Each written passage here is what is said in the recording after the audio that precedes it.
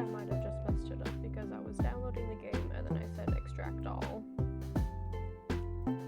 Then before it actually said it was all extracted, I went to open it. So now I deleted that and we're restarting the extraction. I deleted the extracted one.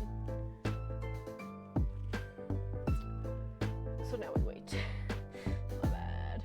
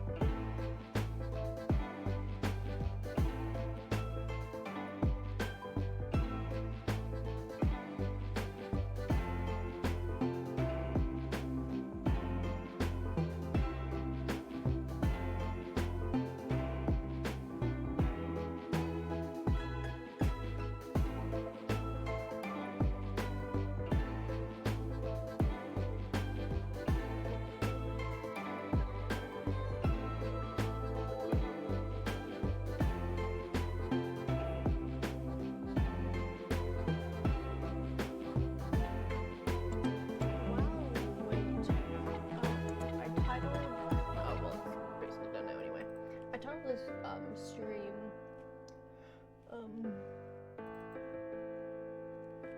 upgrade almost here or whatever it was, because I'm almost completely done with like all of my stuff.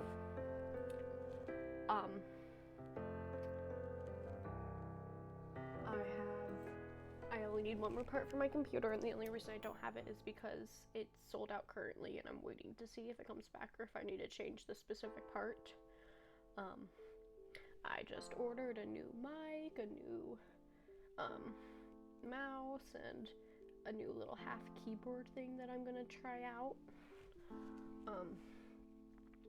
So yeah, we're doing good. Okay. Let me pause this. Let me go to live. Let me change.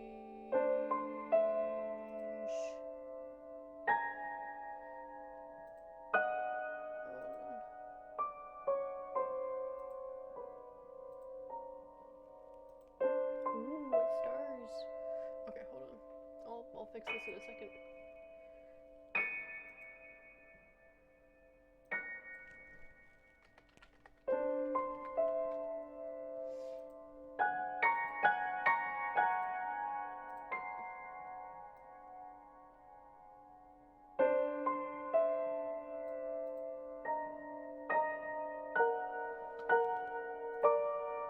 Why would you do this?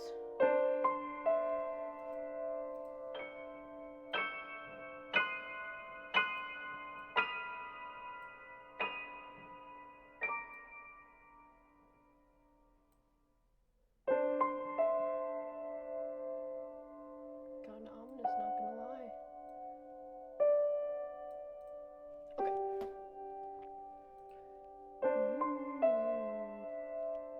Begin. Not. Oh my goodness. I really just did that.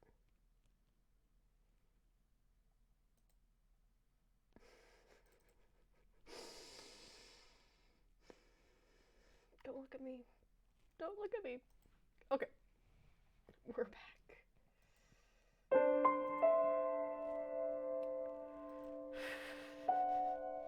It's fine. Don't worry about it.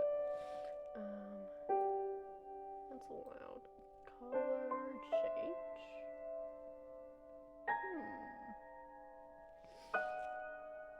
Okay.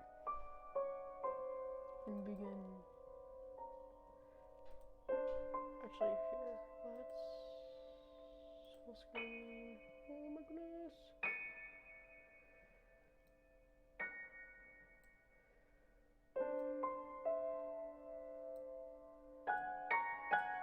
There we go. Okay.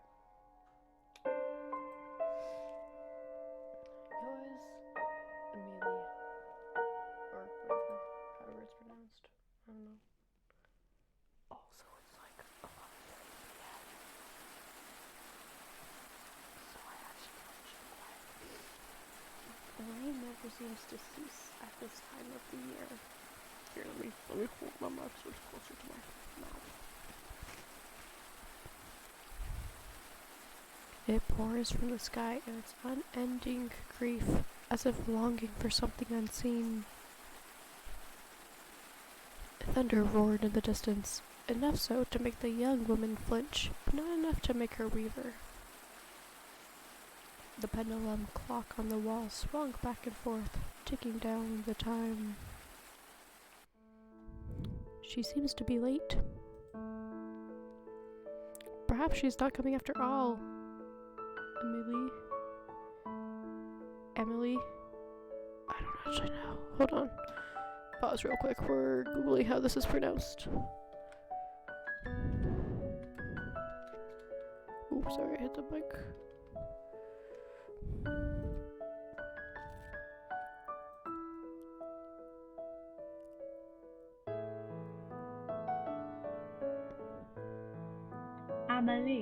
Emily. Okay. Emily. I forgot to turn my light on, but I'm live. It's fine. My light. Emily, I guess. Interesting. Perhaps she's not coming after all, Emily. There is no need to make such a sullen face. Perhaps this is for the best. Oh. Once it freaks out. Dot dot dot. She wrote that she would be here, so I shall wait. The young lady named Emily sat upright on the lounge that was rested by the entryway. Her back was straight and her head was level. Do you truly believe it's safe to have visitors during the outbreak? Everyone during COVID. Lilica, I believe we have been isolated long enough, and Sophia has written that it is safe. I trust her word. She would not endanger us. And if your pen pal turns out to be a robber in disguise, what then? Emily smiled. She has a way with words that only a woman could have. She could still be a robber in disguise, I'm just saying. A lady robber then. Exactly, Lilica. Nonsense. By the way, Lilica, have you seen my letters? I can't say that I have. A knock sounded at the door, instantly halting their conversation. Emily arose from her place and took a steady step forward before Lilica raised a hand to her. Allow me. I love the art style. Like she's got little flowers in her hair. And like, I don't know, and a bow. I love it. I like how only one of her stockings are striped. Or something. I assume that's what it is. Who knows? The door groaned as it slowly swung open and revealed the young woman who knocked at the door. She was drenched from head to toe. Emily stood stock still, unsure of what to say, but that only lasted a moment before the woman at her door bounded forward and wrapped her arms around her. Emily! I love the outfit. Sophia. She blinked before allowing her arms to wrap around Sophia's back. Wait, so is this the pen pal? Hold on. Is this the pen pal or the person?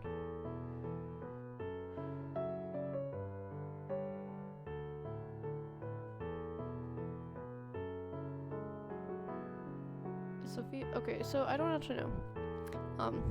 I was thinking that, quote, Sophia was somebody that, like, knew whether or not it was safe, kind of like, you know, the president or something, that would say if it's safe or not. But maybe it's just the pen pal. She blinked before finally allowing her arms to wrap around Sophia's back. Ma, you're completely drenched. Did Did you forget your umbrella, perchance? Or perhaps your umbrella got carried away by the wind? Elika pushed the door shut, sealing the building. I didn't even think to bring an umbrella. The forecast said sunny all day. My fault for believing it, I guess. I can't believe you're truly here. Me either. About time, right? You're just as pretty as I knew you'd be. Hold on, let me look at the content warnings again for this.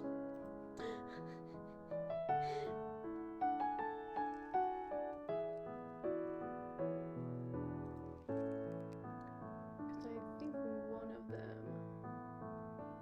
Okay, so inside the middle of the field, far out in the countryside, still a manor. Inside that manor, in the middle of the field, far out in the countryside, lives Emily and her friend Lilica. Forbidden from leaving the house, Emily waits for the arrival of her longtime pen pal, Sophia, to Lilica's dismay. The secrets will Sophia unravel that were best kept buried, and will she manage to survive the night?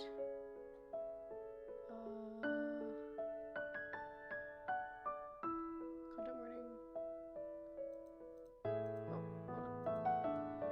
Okay. Content warnings.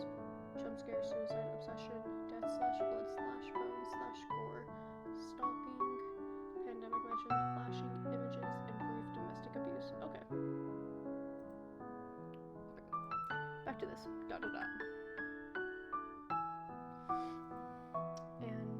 And you too. But what are you wearing? Seeing your house, I feel like I should have dressed up a little more.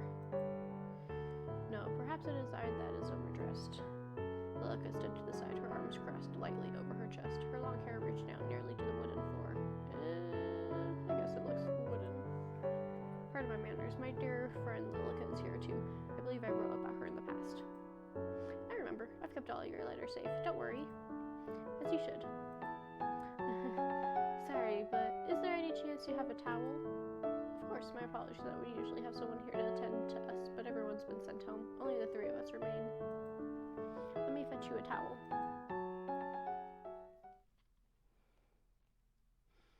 Emily knew not to run, yet a part of her feet felt the need to almost skip in joy. Why is it silent? She wanted desperately to be back by Sophia's side, chatting about everything they'd missed in their letters. The two had been pen pals for as long as she remembered. Sophia's letter had first been delivered to the manor by mistake, but for some reason, Emily felt compelled to reply. Since then, the two had been best friends, even not having met face to face. That's my biggest thing about people saying, like, having not met in real life. Like, no, it's real life. Like, there's not fake life, whatever. It's just not in person. To finally meet now in the flesh had certainly been of great excitement to Emily.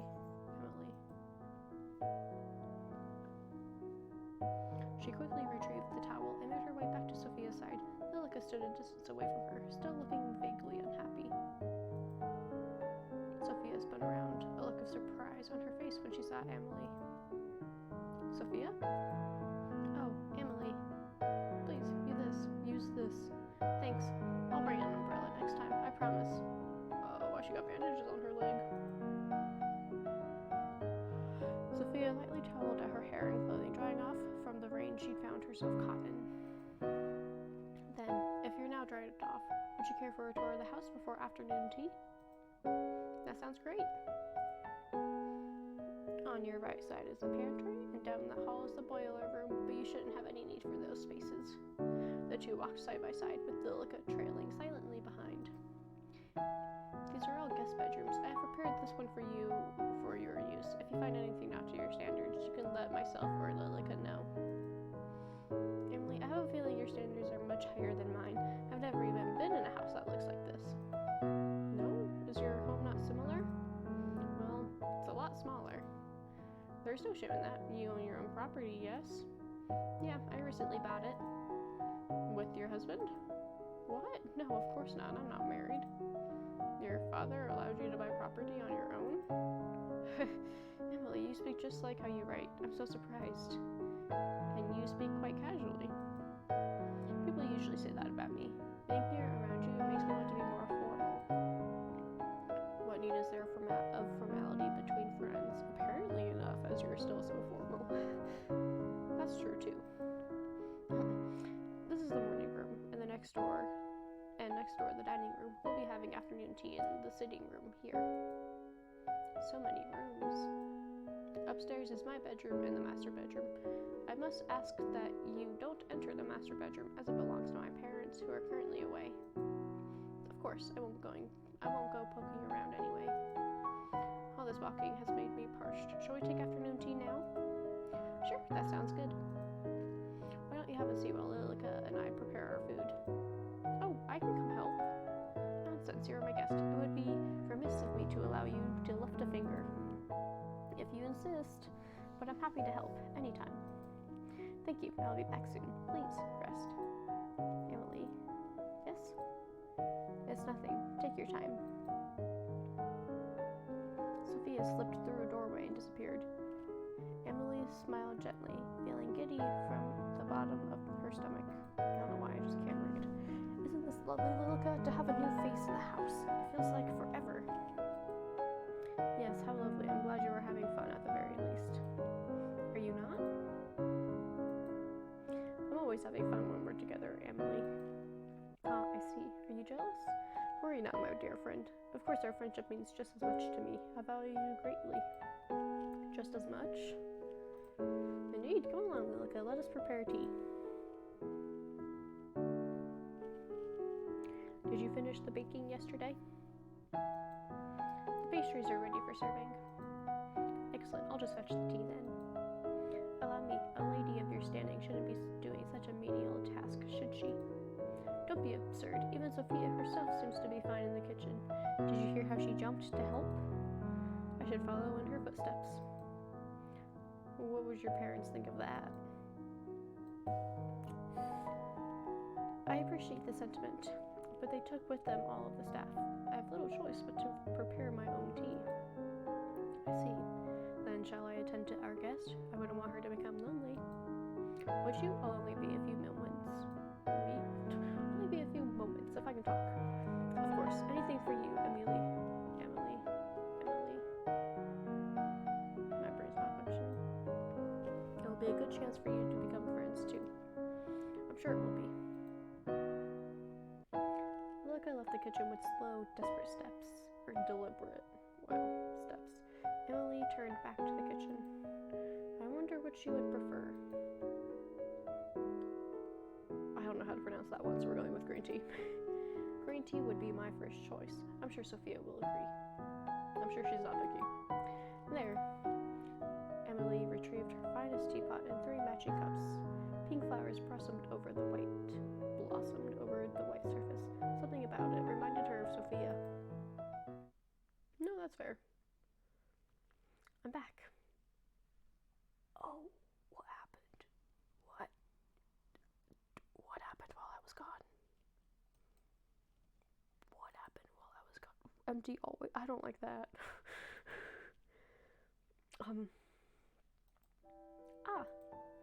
Sophia? Oh, Emily. I'm sorry, you scared me. Is everything alright?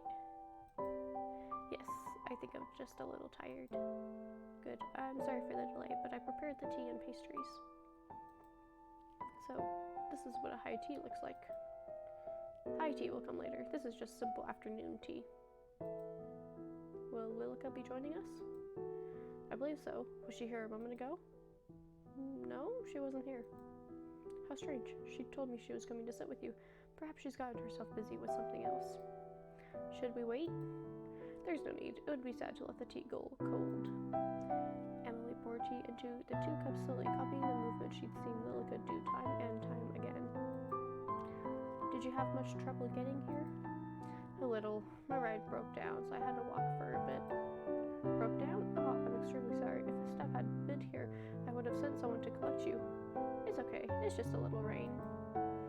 I just wouldn't want you catching a fever. My medicine store has been running low of late. No worries. I usually carry ibuprofen with me. Ibuprofen? I haven't heard of it. Acetaminophen. There you go. Anyway, I'm glad you arrived here safely. I'll draw a bath for you later to make sure you are warmed up properly. Thank you. Emily sipped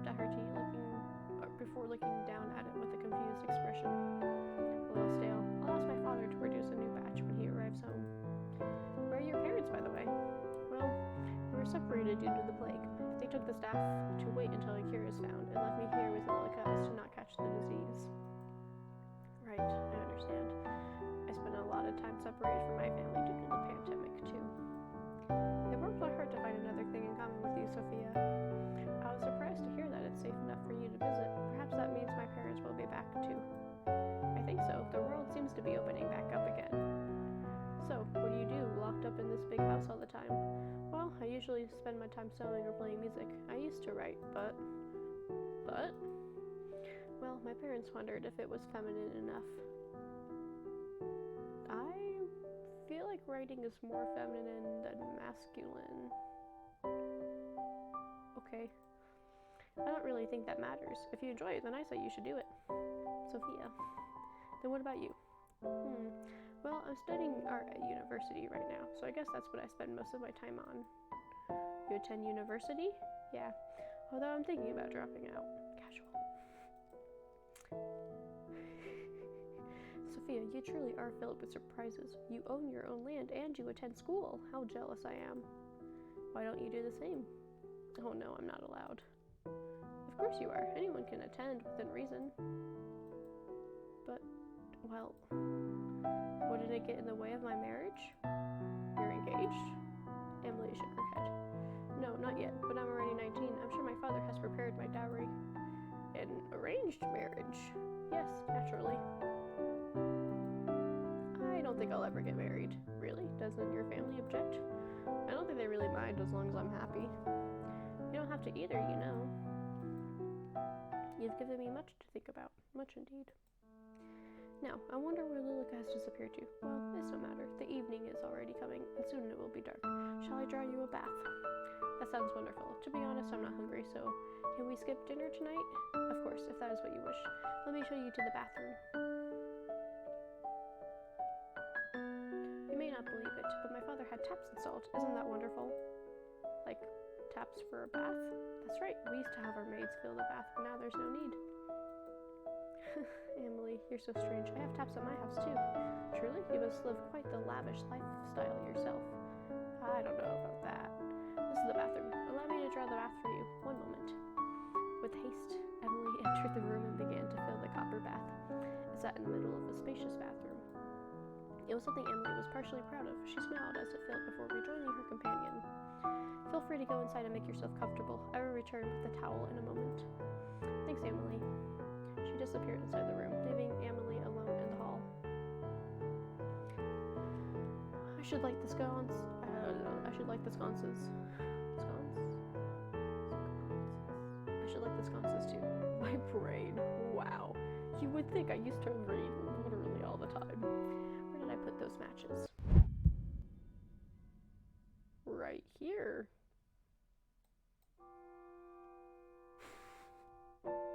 Didn't like that. Ah, you gave me a fright, Lilica. Where have you been? Preparing the guest room for your dear friend, of course. How kind. Sophie is just preparing for a bath at the present. I'm going to retrieve a towel for her from the linen closet. I've never been good at reading out loud, I will say that. Well, I guess I can just do it. And we'll do that back when we get there. Emily, I think it's best you send her home post-haste. What? Why would I do that? For all you know, she brings with her the plague. Sophia says it is now safe to travel. She believes father and mother will be returning soon. I believe it perfectly safe. And what if she lies? She wouldn't do that. Sophia is a kind and good-natured person. She would not bring any danger to us. Did you know that Sophia attends a local university? And she lives by herself with no husband. She says that if I wanted, I could also study. The lady of the house should not study, Emily. You must stay inside the house and await your parents. But I'm sure mother would want what's best for me. Perhaps while I await her, I could go inspect Sophia's school. Emily, you must stay inside and await your parents' return. But don't you trust me? Have I ever tried to lead you astray? No, Lilica. I was just thinking that perhaps it truly is beginning to be safe. Look, I have read today's newspaper. Do you see the title? The plague runs rampant. Put any notion of leaving or staying away for now. Yes, as soon as it is truly safe to do so, then we shall, and you will be reunited with your family. For now, it is just you and me. Thanks, Lilica. I'm glad you're here.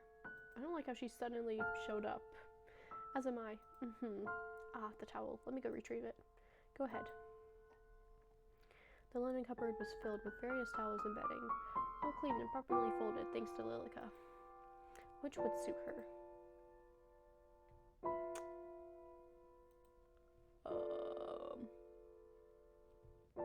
Based on her color palette, we're gonna go pink. This one, it reminds me of her eyes. With her chosen towel in hand, Emily returned to the bathroom door where Lilica awaited her. She first knocked at the door, and when there was no reply, she opened it carefully. The sound of the tap running still came from inside. Excuse me, I'm coming in. Maybe content warning? I'm not sure. Sophia? I knocked, but I didn't. Wow. Oh my god. Let's try that again. Sophia? I knocked, but I didn't hear a reply. I still said it wrong. I brought you a towel. Ah. Emily first saw a slender marble-like back, then she noticed the blue hair that fell on those bare shoulders. One side tucked carefully behind her ear. Oh, Sophia, please forgive me. I didn't realize you had already entered the bath. No, it's okay. I'm sorry, you just surprised me. I'll leave the towel here. Thanks. Yay. Oh my gosh, why is my dog barking? At almost midnight. Teddy!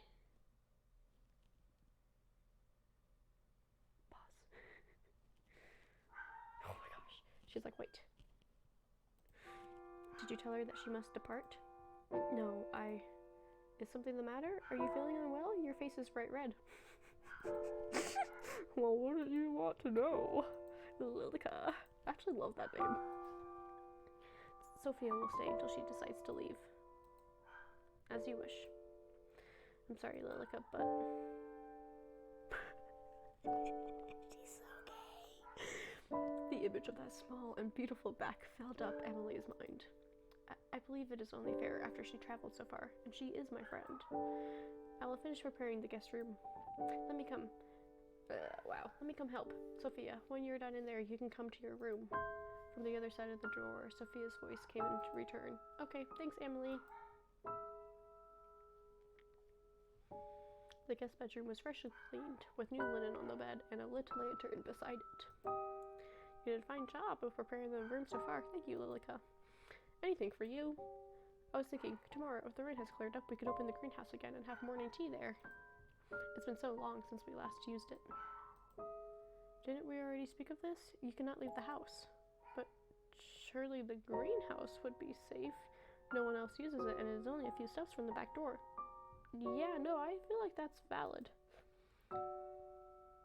It is unsafe. You know this, what's gotten into you. It's literally right there. It's not like it's exposed. Is it because of your friend?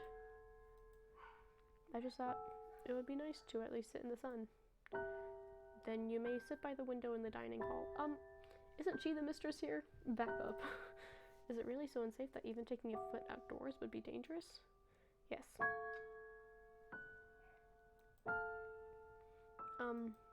Sophia, I've seen you're done with the bath. Emily shook her head, trying to remove the image that was still plastered to it. Were you talking about the greenhouse? Yes. Did you see it when you arrived? I did, but it looked as if the plants inside had died. Oh, that's impossible. It's barely any time at all since the gardeners left. I'm sure the plants inside are more sturdy than that. Well, even if they have died, maybe we could go in and replant some things tomorrow. How wonderful. Have you not heard a word I said? It is unsafe to do so. Oh. Oh, don't be such a spoil sport. I think it would be perfectly fine. Well, it's getting late now, so I'll leave you to retire. If you need anything, my room is just upstairs on the left. Good night, Sophia. Lilica left first. The door, which was still hanging slightly open, shifted as she went. Hi, puppy. Are you done barking? Yeah? What are you even barking at? It's not like you're barking from outside. Emily, would you stay for a while? Is something the matter? Just a little homesick. Sophia sunk into the bed, sighing as her head hit the pillow. Of course, why don't we chat for a while? Then come join me. Sophia gently pat the spot beside her in bed. In the bed? Okay. The bed was still rather firm, unused by many guests. Emily took a deep breath to calm her racing heart before she finally looked towards Sophia. Okay. Thanks for staying with me for a while. That's nothing to worry about. Truly, I wanted to spend more time with you two. Really? You don't find me boring? You are the most interesting person I've ever met. Don't be so silly. I am being completely honest. You truly are so unique. I think the same about you. I've never met anyone like you. Really. You wrote so much about yourself, and yet seeing you in person, I fear there is still so much I don't know. There's plenty of time for us to tell each other everything. Then tell me something about yourself. Something you've never told anyone. I'm partially blind on my right eye. Really? How well can you see? It's okay. Just a little blurry, really. I got that the other day. You told me something. Well, when I was 12, we stole the cookie jar from the kitchen and blamed my brother. He was scolded for hours. What a mischievous child. I'm sure your brother wasn't all too pleased. Actually, it was his idea. He knew I wanted it and told me to tell my parents it was him if I was asked. What a good brother. Where is he now? Did he go away with your parents? Emily shook her head. He died when he was 16. Oh, I'm so sorry, Emily. What happened? Scarlet fever. So my family was left with only me as an heir. And what worth is a female heir? You're worth plenty. More than plenty. Thank you, Sophia, but some days I am unsure. It's your turn again. Truthfully, I said before I didn't want to get married, but that's not exactly right. I do. Oh. I just don't want a husband. Then, I'm sorry, does it make you uncomfortable? No. I have also thought that I don't want a husband. Whenever my father has brought it up, I felt sick to my stomach. How about coming away with me for a while? Away? Outside of the house? What about the sickness? It's okay now. You'll be okay. You could come stay at my house. I could show you around my school. You don't have to go, though, through an arranged marriage if you don't want to. You would do that for me? You are my dearest friend, and I actually... Hello? Lilica? At some point, the two women had gotten close enough that they could feel each other's breath on their lips. The two parted with reddened cheeks, Emily quickly brushing her skirt off and standing up. I should be going to bed. Please, rest well. We can talk more about it in the morning, right? Right. Good night, Emily. I'll see you tomorrow. Oh, kind of gay. Lilica? It is late. You should retire to your bedroom. Yes, I shall. It's nice having someone else around, isn't it? I feel as if the manor is coming back to life. I hope we see Mother and Father soon. I'm sure we will. Shall I see you to bed? Yes, please. So I'm assuming she's kind of acting... I assume Lilica is kind of like a lady-in-waiting right now. Kind of like her own personal servant or valet. I don't know how it's pronounced, actually. Oops. The hallway was darkened, with only a few sconces and candles lit along the way. Usually that would fill Emily with a sense of comfort, but right now the flickering flames seemed to make her feel distressed. Whether that was because of the way her mind was racing or the way her heart was beating, she didn't know. I almost said it's because you're gay, but that's nothing new, so... As she rose up the grand staircase, her eyes lingered on the large stained glass window. The moon shone through the colored glass, leaving a rainbow of colors over the steps. It caught her attention for only a moment before she retreated to her bedroom. Lilica, may I ask you a question? Certainly. Have you ever heard of a woman loving another woman as a woman would love a man?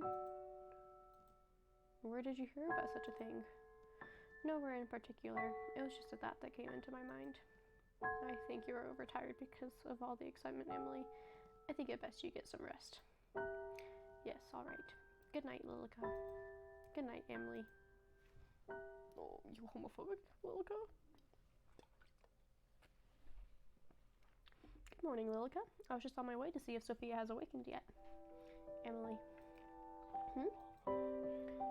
Sophia disappeared during the night. I believe she went to the same place your parents went. What? That cannot be right. What do you mean? Went the same place your parents went? I'm sorry, what? Hold on, I hear something downstairs.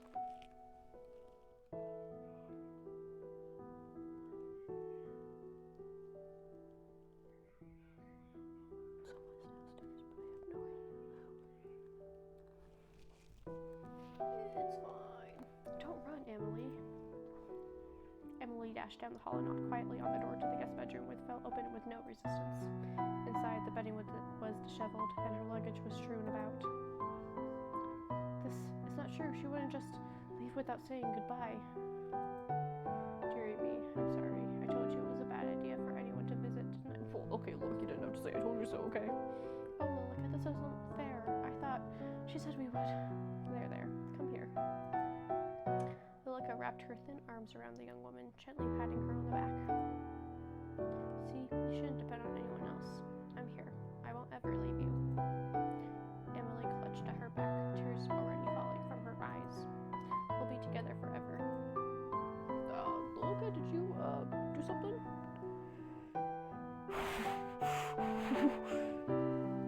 I don't like how that's shaking.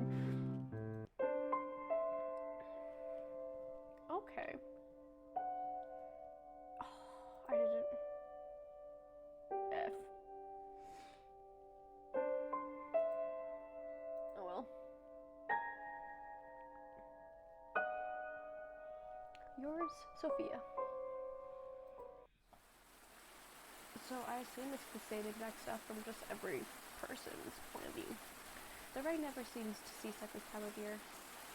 It pours from the sky in its unending creep as if longing for something unseen. Thunder roared in the distance, enough so to make the young woman flinch, but not enough to make her waver. The taxi gently rocked as the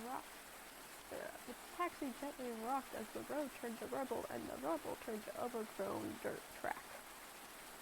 Outside of the window, Sophia could barely see a few feet away through the raging storm.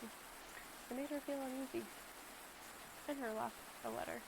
She read the words again, despite knowing them off by heart. It was for Sophia, right? Yeah.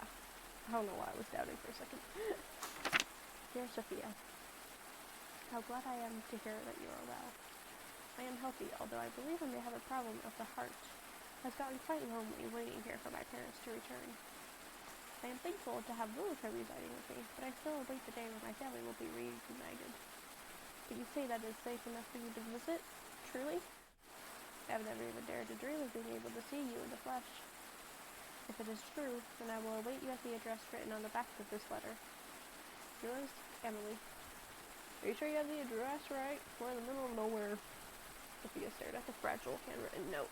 The handwritten address that Emily had left her, had trusted to her.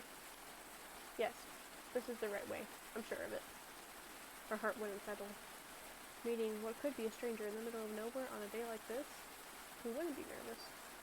Yet there was something else, eagerness, a thrill, something beyond mere nerves that turned into excitement. She could barely imagine the hand that had penned the letter she had been receiving for years on end, let alone a face. They didn't send, pictures of each other. Well, I mean, they had to, because she immediately ran up and hugged Emily, but for some reason, her heart still beat hard when reading the words that the mysterious young lady of 19 from a manor far out in the middle of nowhere wrote to her. Desperate to calm her jitters, she pulled out her phone, looking to send her worried family one last message of reassurance, only to find that it wouldn't switch on. Oh, phone dead. I'm sure it was fully charged. The rain was falling even more heavily now. In the distance, the building sprang into view. It was surrounded by a tall metal fence, with an ornate gate firmly shut at the front. Just then, the taxi sputtered and rolled to a stop. Wow. And rolled to a stop, smoke rising from the hood.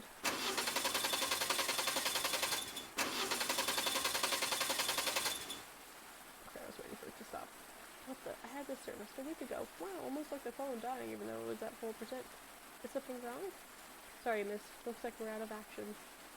It's okay. I think we're nearly there anyway. Pulling the cash from her wallet, she handed over her fare and stepped out of the car. The rain bucketed down from above, soaking her to the very core. She shivered as she dashed towards the iron gates. Surprisingly, it pushed open with little effort, and not even a creak. Sophia stopped in front of the large wooden door, finally free from the seemingly never-ending downpour. From afar, the door had seemed inviting enough, but now it looked awfully large and imposing. And yet she raised her fist and knocked anyway. Silence followed. Is this not the right place after all? The door swung open with a low, menacing groan. On the other side of that doorway was a fair girl with long brown hair and golden eyes. Teddy? She's sitting right outside the sister's room.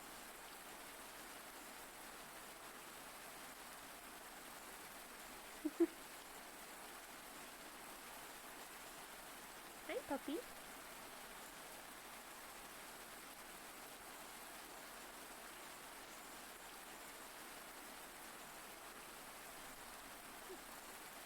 Lick, lick, lick, lick, lick. Lick, lick, lick, lick, lick. I think she wants to be up here, but, no. Sophia, forgetting the fact that she was soaking wet, rushed forward and embraced the girl. Emily! Sophia! Emily's gentle arms wrapped around Sophia's back in return, and finally all of Sophia's worries melted away. My, you're completely drenched. Did you forget your umbrella, perchance? Or perhaps her umbrella got carried away by the wind. Behind Sophia, the front door swung shut without any assistance. I didn't even think to bring an umbrella. The forecast said sunny all day. My fault for believing it, I guess. I can't believe you're truly here. Me either. About time, right? You're just as pretty as I knew you'd be. And you.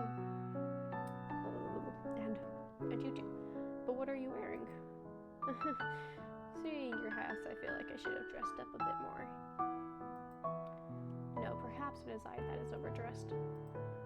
Sophia smiled. Somehow her dress sense seemed to fit her writing style perfectly, old-fashioned and yet very neat and respectable.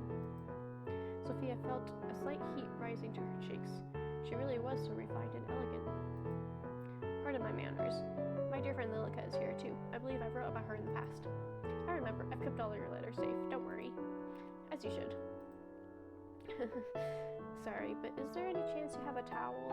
Of course, my apologies. I would usually have someone here to attend to us, but everyone's been sent home. Only the three of us remain. Let me fetch you a towel. My bestie just sent me a TikTok. Let me send her a video. I am live. These bitches be gay.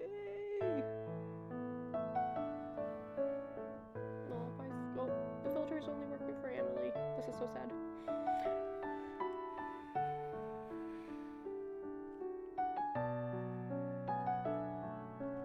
Look, they must know about the gay. Man, I want a girlfriend so bad. Emily withdrew from the hug. She was a little taller than Sophia, despite both being the same age. So they're both 19. Sophia peered up at her from below, before she disappeared down a hallway and into another room. This really is a manor. When she told me about her house, I almost didn't believe it. A layer of dust rested against a tabletop, along with a few items. On the settee, a newspaper sat open.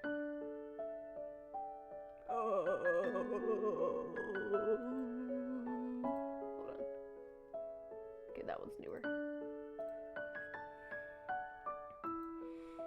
We're gonna look at the newspaper. The settee was a deep... Is that how it's pronounced? I don't even know. It was a deep emerald green. It looked almost unused, despite its apparent age. On it rested a newspaper, open in a few pages. Sophia turned her head to read the headline, but from afar she could only read the word plague. She reached across to pick up the newspaper. Behind Sophia, the window began to shake in the wind as her fingertips grazed the surface. It's so windy. She spun around just in time to see the front door fly open and the howling wind filled the entryway. She scrambled to the door with great effort. Shut it again. Phew. Emily? When Sophia spun back around, the newspaper and the items on the table were all gone. Sophia? Oh, Emily. Please, use this. Is this how it went in the Emily story? I don't remember. Thanks. I'll bring an umbrella next time. I promise. Sophia took the towel in her hand. It was soft, but somewhat old. She lightly dried her hair and clothes, but still found herself cold. Then, if you're now dried off, would you care for a tour of the house before afternoon tea? That sounds great. On your right is the pantry, and down that hall is the boiler room, but you shouldn't have any need for those spaces. The two walked side by side, alone in such a big manner. Where's Lilica? These are all guest bedrooms. Because before it specified that Lilica was behind them. Now it specified that they were alone. Confusion. I've prepared this one for you, for your use. If you find anything not to your standards, you can let myself or Lilica know. Emily, I have a feeling your standards are much higher than mine. I've never even been in a house that looks like this. No? Is your home not similar? Well, it's a lot smaller. There's no shame in that.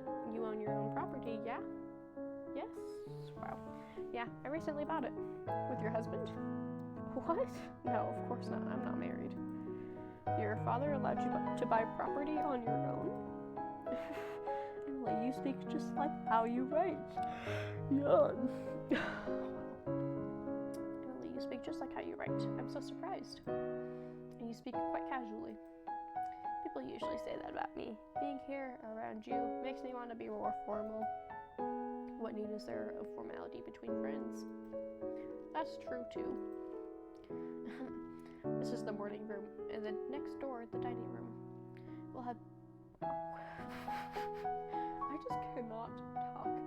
We'll be having afternoon tea in the sitting room here. I need to enunciate. So many rooms.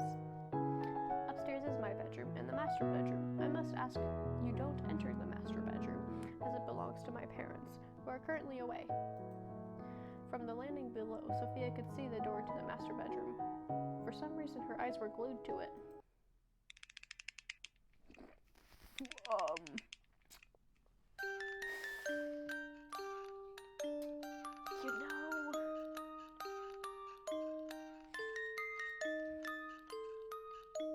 Come open the door. I really don't want to.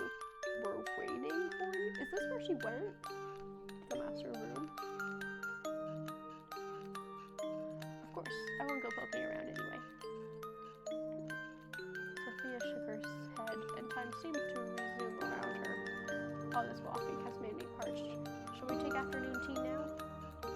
Sure, that sounds good. Why don't you have a seat while Lilica and I prepare our food? Oh, I can come help.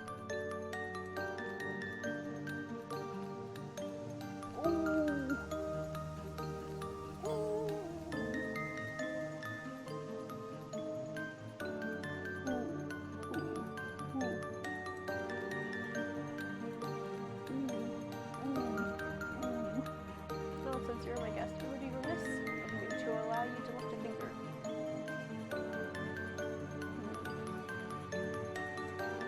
I do want to see first what happens purely from what we already experienced, but from Sophia's perspective. So therefore, we are not going to defy. But if you insist, I'm happy to help anytime. Thank you. I'll be back soon. Please, rest. Emily. Yes? It's nothing. Take your time.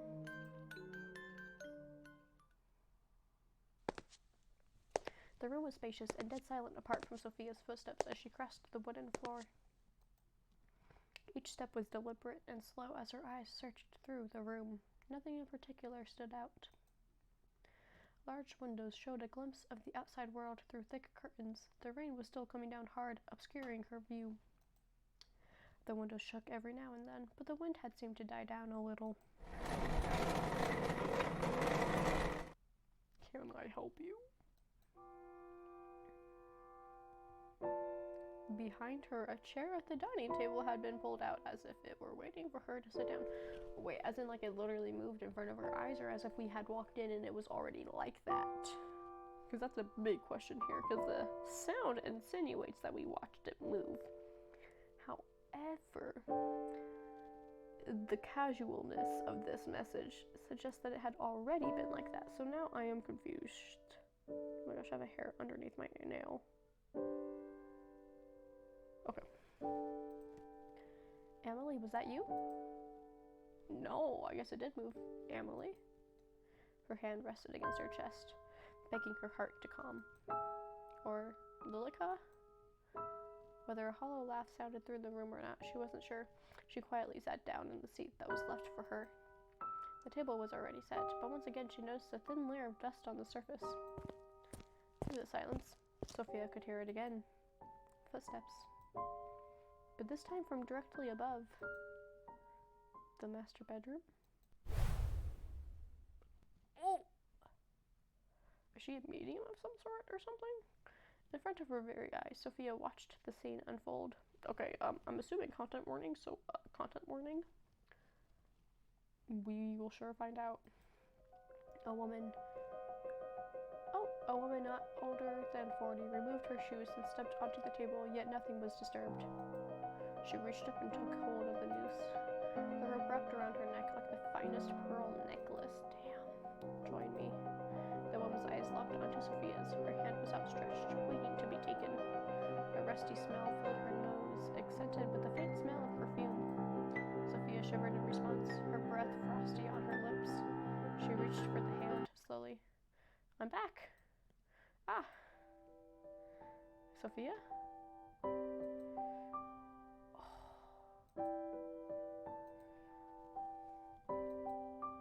Oh, Emily. I'm sorry, you scared me. Is everything all right? Sophia stared at the spot where the woman was only a moment ago. Both she and the noose had disappeared. Yes, I think I'm just a little tired. Good, I'm sorry for the delay, but I prepared the tea and the pastries. So, this is what high tea looks like.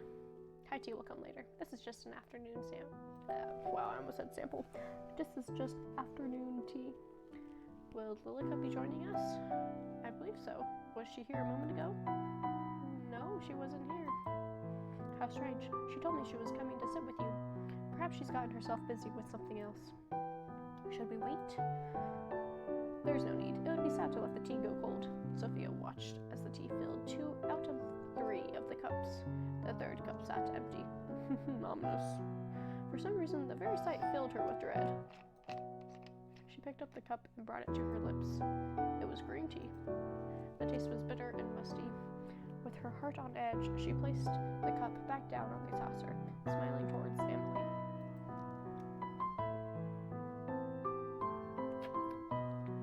I need some Dr. Pepper.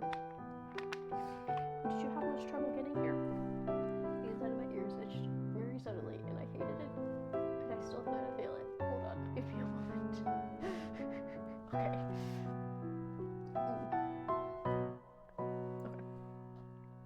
Did you have much trouble getting here? A little. My ride broke down, so I had to walk for a bit. Broke down? Oh, I'm extremely sorry. If the staff had been here, I would have sent someone to collect you. It's okay. It's just a little rain. She says, still drenched. I just wouldn't want you catching a fever. My medicine store has been running low of late. No worries. I usually carry ibuprofen with me. Ibuprofen? I haven't heard of it. Sorry, my lady. Acetaminophen. F. Oxycodone? Hydrocodone is a pain reliever, but that's also a narcotic, so I doubt that she would know what that is. But again, maybe they just do casually have narcotics in their house. Anyway, I'm glad you arrived here safely. I'll draw a bath for you later to make sure you are warmed up properly. Thank you. Emily sipped at her tea before looking down at it with a confused expression. A little stale. I'll ask my father to procure a new batch when he arrives home. Where are your parents, by the way? Well, we were separated due to the plague. They took the staff to wait until a cure is found and left me here with Lilica as to not catch the disease. I still don't understand. Where did they go? Why did they leave?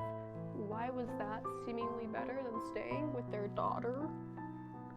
Especially since we now know that they had lost their son? Right, I understand. time separated from my family due to the pandemic, too. It warms my heart to find another thing in common with you, Sophia. I was surprised to hear that it's safe enough for you to visit. Perhaps that means my parents will be back soon, too. I think so. The world seems to be opening back up again. So, what do you do, locked up in this big house all the time? Well, I usually spend my time sewing or playing music. I used to write, but, well, my parents wondered if it was feminine enough. I don't really think that matters. If you enjoy it, then I say you should do it. Sophia. Then what about you?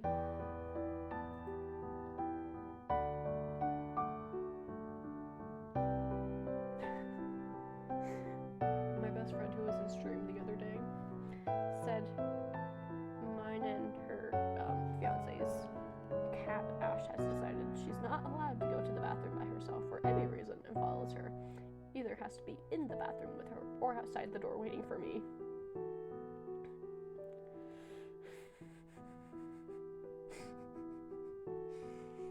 Hold on.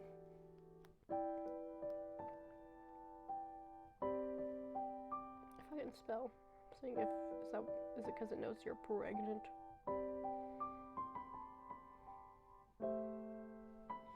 Because like I've heard of cats doing that.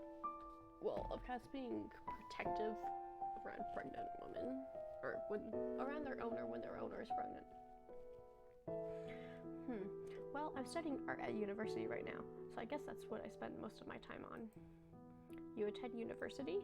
Yeah, although I'm thinking about dropping out.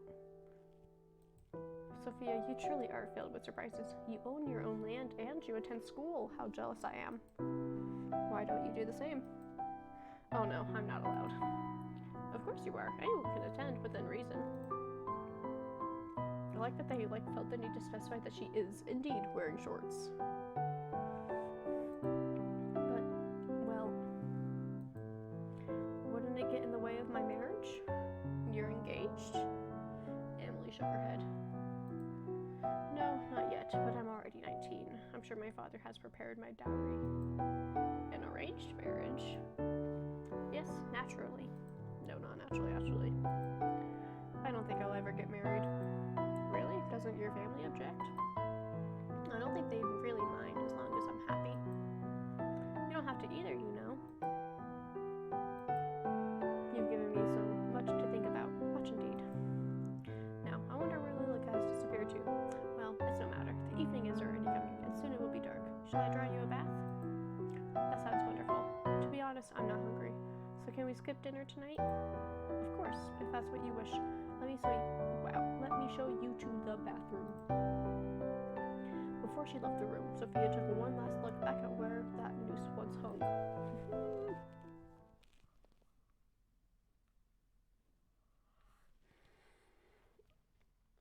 Hold on, I feel like there's something in my teeth.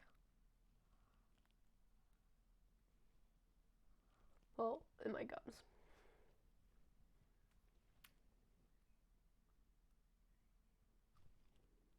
Okay, whatever. I'll look at it later. You may not believe it, wow. If I can talk. You may not believe it, but my father had taps installed. Isn't that wonderful? Like, taps for a bath? That's right, we used to have our maids fill the bath, but now there's no need. Emily, you're so strange. I have taps at my house too. Truly? You must live quite the lavish lifestyle yourself. I don't know about that. This is the bathroom. Allow me to draw the bath for you. One moment. Alone in the hallway, Sophia peered back up the grand staircase past a large stained glass window and at that dark door shut tight. A moment later, Emily popped back out of the bathroom. Feel free to go inside and make yourself comfortable. I will return with a towel in a moment. Thanks, Emily. Water spewed from the rusted pipes into a steel-lined wooden bathtub. Huh. Everything else was silent. Sophia took careful steps forward and peered into the bath. All seemed normal. With a sigh, she finally let her shoulders relax. Yet in her mind, all she could see was that woman with her outstretched hand reaching towards her. I don't want to overwrite that one, so...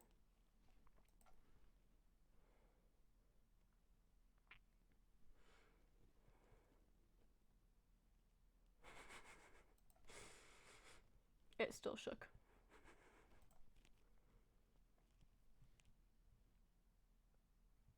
Oh wait, sorry. I was reading a snap my friend sent me. Wait, what? Sophia. Okay, hold on. We're way down here now. She clutched her hand to her. Oh, her hand still shook. Sophia stumbled forward until her hands rested on either side of the washroom basin. Her fingers held on tight until her knuckles were bone white. It's okay, Sophia. You're just tired. Her eyes traveled up to the mirror. It was embellished with a golden frame. She stared at her reflection. She was still herself. It was all a figment of her imagination. That's what she thought. Oh.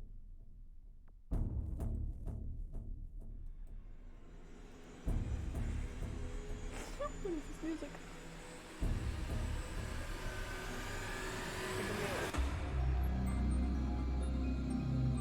Oh.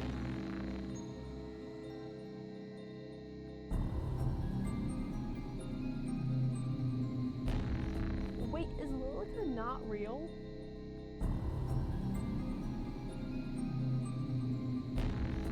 In the mirror, standing behind her, was a young woman with long blonde hair that nearly reached down to the floor, which, as we saw earlier, and as it was described earlier, is Lilica.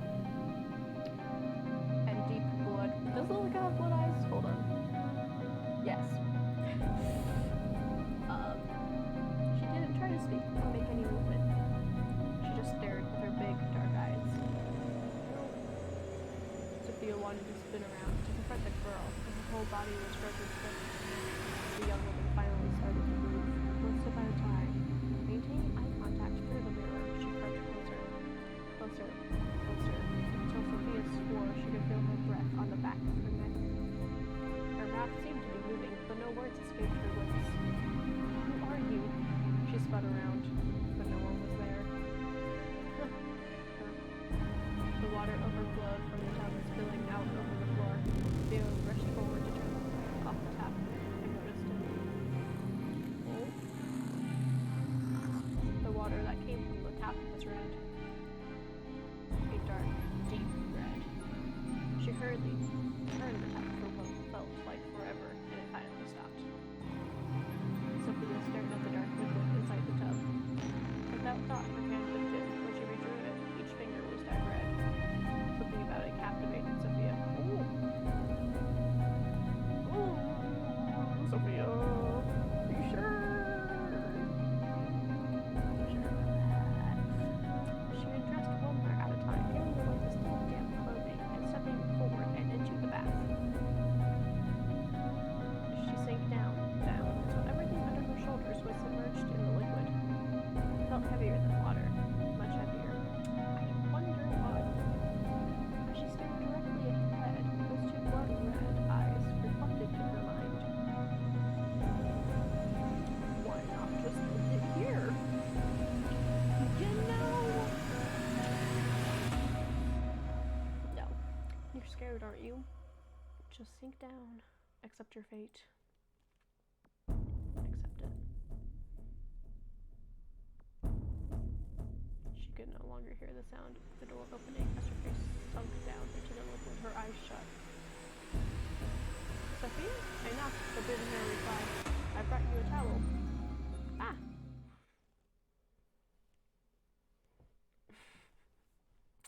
Sophia's eyes swung open. The water was clear, and the tap was still running, causing it to overflow onto the floor once again. Sophia drew her knees to her chest, still facing away from Emily's voice. Heat rose to her cheeks, being seen like this by her.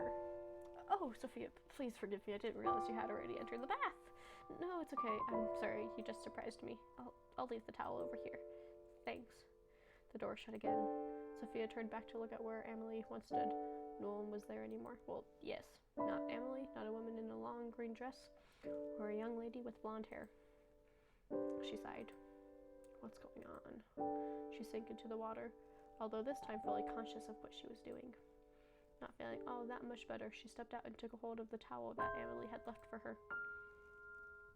Water fell from her body as she stared at the cloth. The towel was pink, similar to her favorite hoodie. The towel was so old and full of holes and what seemed to be burn marks. Emily, you seeing things in here? Reluctantly, she wrapped it around her body. From outside the door, Emily's voice called out to her. Let me come help. Sophia, when you're done in there, you can come to your room. Okay, thanks, Emily. Who was she helping? Lilica? She shivered. The room had become awfully cold, and the towel did little to bring her warmth. She picked up her discarded clothes and redressed. Her clothes felt foreign and wrong on her. Sophia took a deep breath, then swallowed hard. I'm okay. Literally me working overnights at my work where I swear to God it is haunted.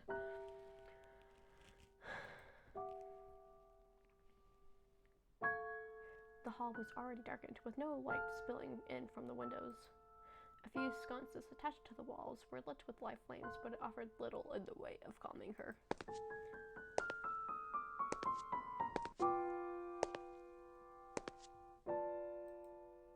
The floor creaked under her weight. She stopped outside of her bedroom. Inside, she could hear talking. She put her ear to the door. Didn't we already speak of this? You cannot leave the house, but surely the greenhouse would be safe. No one else uses it, and it is only a few steps from the back door. It is unsafe. You know this. What's gotten into you? Is it because of your friend? I just thought it would be nice to at least sit in the sun. Though you may sit by the window in the dining hall.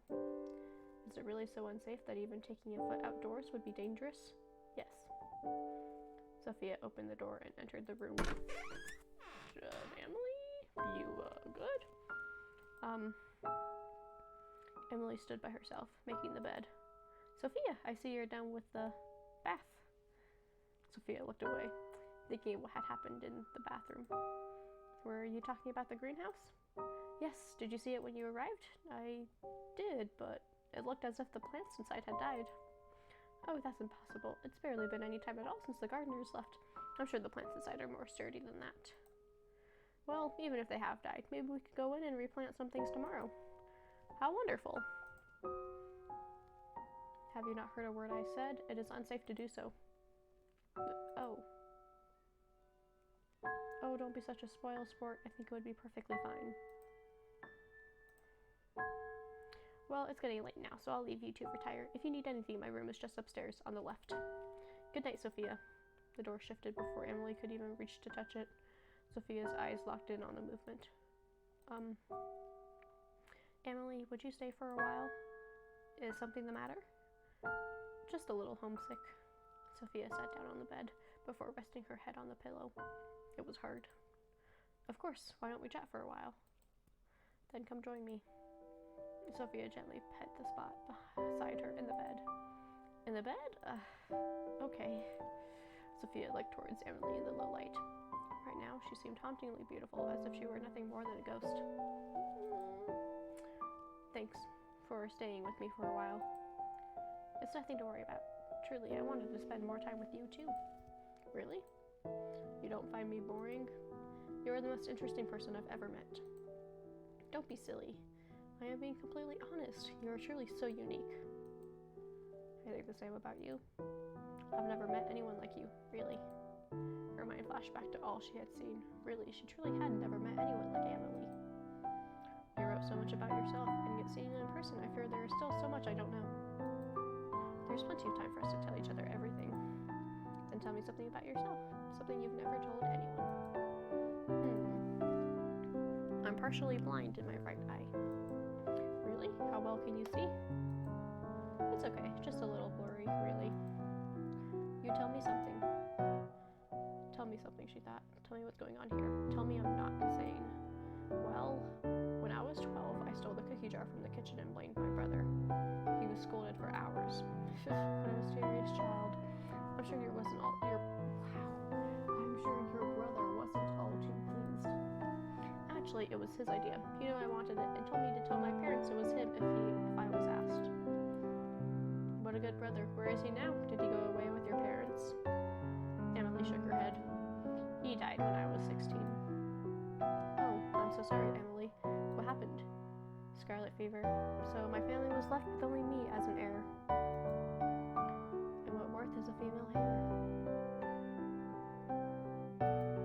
You're worth plenty, more than plenty. Thank you, Sophia, but some days I am unsure. It's your turn again. Truthfully, I said before I didn't want to get married, but that's not exactly right. I do. Oh? I just don't want a husband. Then, I'm sorry, does it make you uncomfortable? No. I have also thought that I don't want a husband. Whenever my father has brought it up, I felt sick to my stomach. How about coming away with me for a while? Away? Side of the house? What about the sickness? Yes, away from this place. It's okay now. You'll be okay. You could come stay at my house. I could show you around my school. You don't have to go through an arranged marriage if you don't want to. You would do that for me?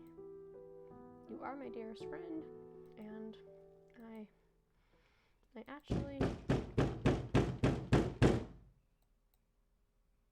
Lilica?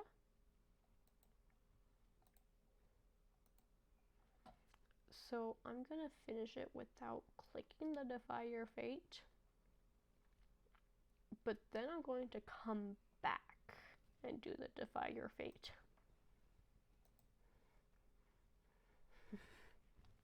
At some point, the two women had gotten close enough together that they could feel each other's breath on their lips. The two parted with reddened cheeks, Emily quickly brushing her skirt off and standing up. I should be going to bed. Please rest well. We can talk more about it in the morning, right? Right. Good night, Emily. I'll see you tomorrow.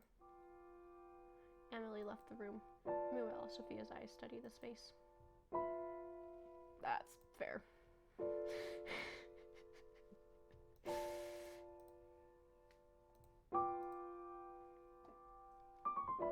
For some reason, Sophia just couldn't sit still. She tried to lay down to rest, but turned this way and that, uneasy. I'll get some water. The hallway was dark, with most of the sconces having been blown out already. Sophia stepped carefully through the space, conscious of the sound of her footsteps. The kitchen was by the stairwell. Hand-painted portraits were lined up in rows on either side of the hall. She stared up at the grand staircase. Each step was inviting, enticing her to make the ascent. Her large eyes stared once again at the imposing stained glass window, and then to the doors that awaited upstairs. Her hand rested against the kitchen door, her fingers dancing over the handle. It stayed there as her mind debated with itself. Waiting. Come here. Come visit us. Her hand dropped to her side as she ascended. Past the glass window and to the next floor. 2 doors awaited her. A chill ran through the air as the scene played out before her. 2 women dragged a man's body up the staircase, leaving a trail of blood on the otherwise pristine carpet. They pushed open one of the doors. The man's head hit the final step, but he made no move to stop them, nor cried out in pain. He was already long dead. The figures disappeared into the room. When Sophia blinked, the door was shut again. She trembled. The master bedroom. From behind that closed door, a voice called out to her, but the words were much too faint to make out. Her hand rested against the handle. Sophia couldn't stop it from shaking.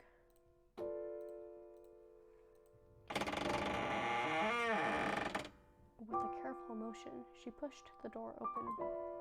A musty smell came from further inside the dark room. Sophia, peering into the darkness, quickly took hold of one of the lit candles near the room and stepped inside. Why is there lit candles upstairs? Oh, that's right. Emily's is up there too. A portrait sat above a dark, oh, wow. A portrait sat above a large canopied bed. The curtains were pulled back, hiding whatever was inside. In the portrait, Emily sat beside a woman with a green dress and brown hair, done up into a bun. Oh, in the portrait. I thought she was like laying in bed with them.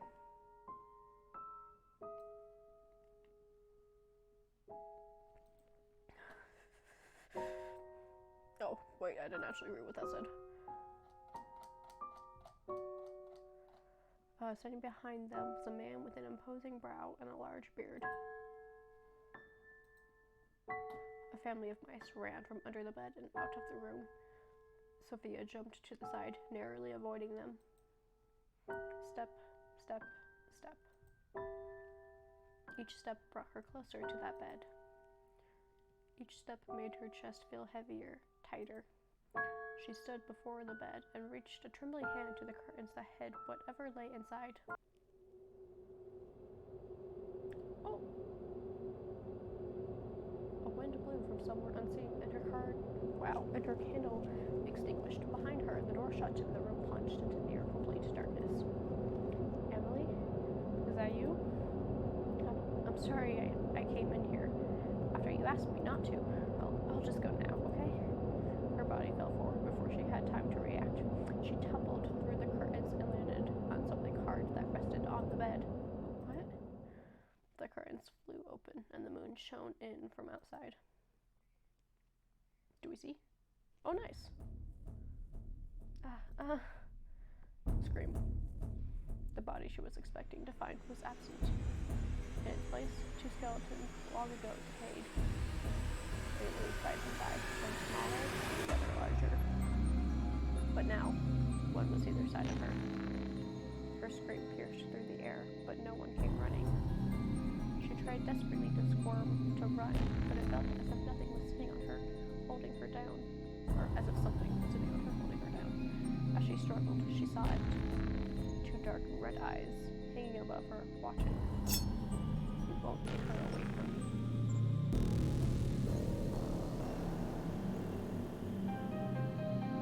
Sighed Sophia, 102. She's mine.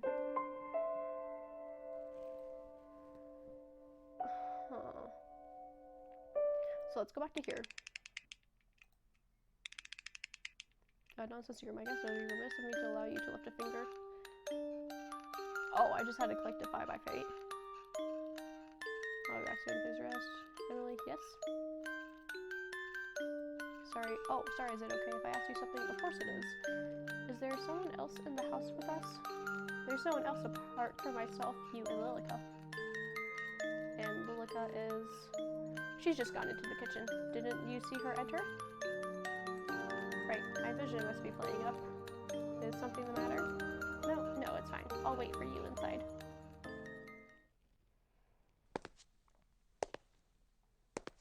So, let's see if anything is different. The rain was still coming down hard. Window shut coming down hard. Chair moved. Wasn't her. Dust. Up above. Oh, wait, hold on. Oh, I thought it said man. A woman no older than 40. Oh, I thought it said a man. Reach up to colder the news. Join me. Woman's eyes locked on to Sophia's. A rusty smell filled her nose, ascended with a faint smell of perfume. Sophia shivered in response. Reached for her hand. And back. Sophia? Right, that's where it was. Yes. And then once more in the bedroom. Oh, Emily. I'm sorry, you scared me. Is everything alright? Sophia stared at the spot the woman was only moments ago. Both she and the news had disappeared. Emily, something is the matter, isn't it? Did something happen within this room? Happen? What exactly do you mean? Did a woman with brown hair tied into a bun and dark green dress ever live here? Well, it sounds to me like you're describing my mother. Your mother? Yes, she's just as you described, but you couldn't have seen her here. She's still far away. Right. Let me pour us tea before it gets cold. Will Lilica be joining us? I believe so. Was she here a moment ago? Told me she was coming. So I think the ones that we've already done, are colored differently because the new text is always white. At least so far.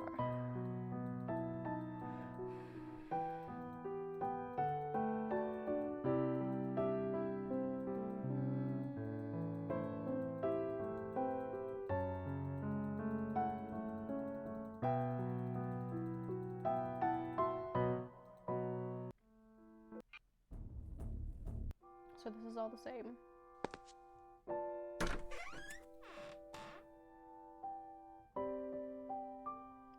Wait.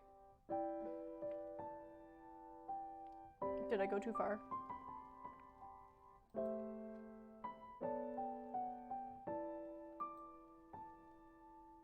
Did I go too far?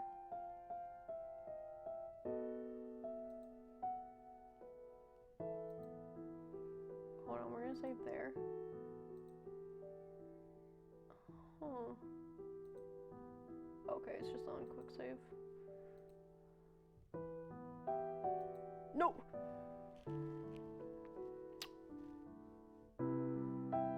Just kidding.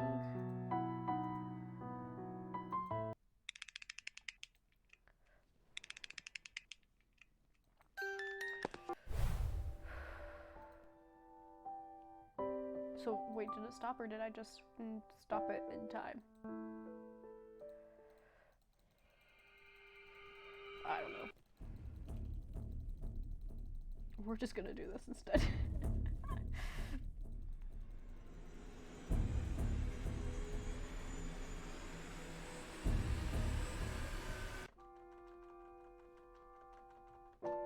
Because I thought it was like right before Sophia asked Emily to stay that the Defy Your Fate was there.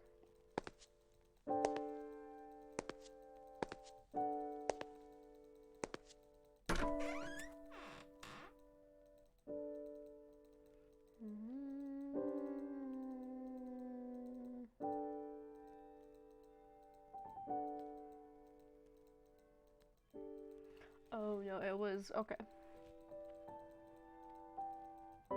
It was when the door banged, when there was banging on the door.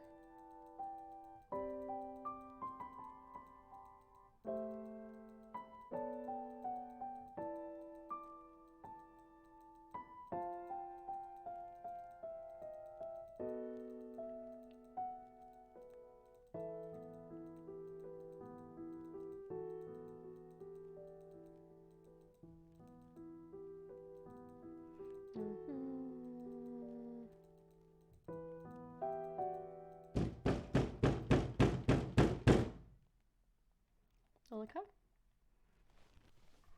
At some point, the two women had gotten close enough together that they could feel each other's breath on their lips. The two parted with reddened cheeks. Emily quickly brushing her skirt off and standing up. I should be going to bed. Please rest well. We'll get hug more about it in the morning, right? Right. Good night, Emily. I'll see you tomorrow. Emily, wait a moment. Yes? What does Lilica look like? What a funny question. You've seen her plenty of times already. With my eye, I sometimes struggle a little. Right, my apologies. She has long blonde hair, done up like this. Emily pretended to put her hair into two low pig ponytails. What color are her eyes? Red, and she wears a dress of white and black, with a red ribbon the same color as her eyes. Thank you, Emily. Good night. See you in the morning. Emily left the room. We'll just overwrite that one. Meanwhile, Sophia's I studied the place. Oh, I can do both. Defy. Are you here, Lilica? Silence followed. If I stay here, will I live to see tomorrow? More silence. She gulped. The flame by her side of the bed flickered wildly. Oh, Sophia laid back, shutting her eyes, but she felt as if someone was watching her, waiting and biding their time.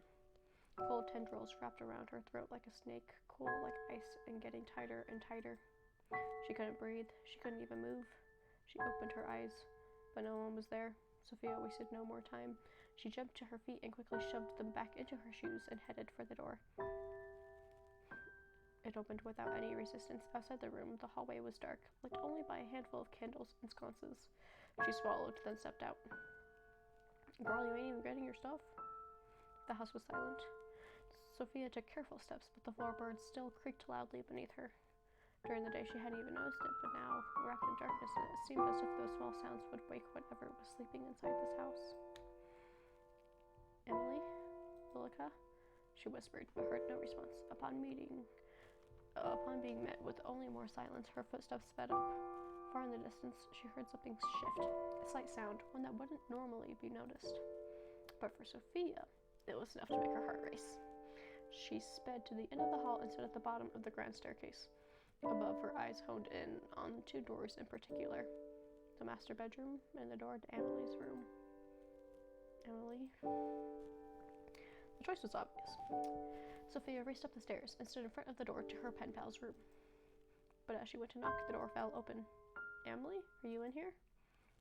She received no reply. Sophia's head spun around. From somewhere deep in the dark, a gentle tune was being played skillfully. Her arms dropped to her side. The sound consumed her. Sophia drifted back out of Emily's bedroom, chasing that dreamy song. Step, step, step.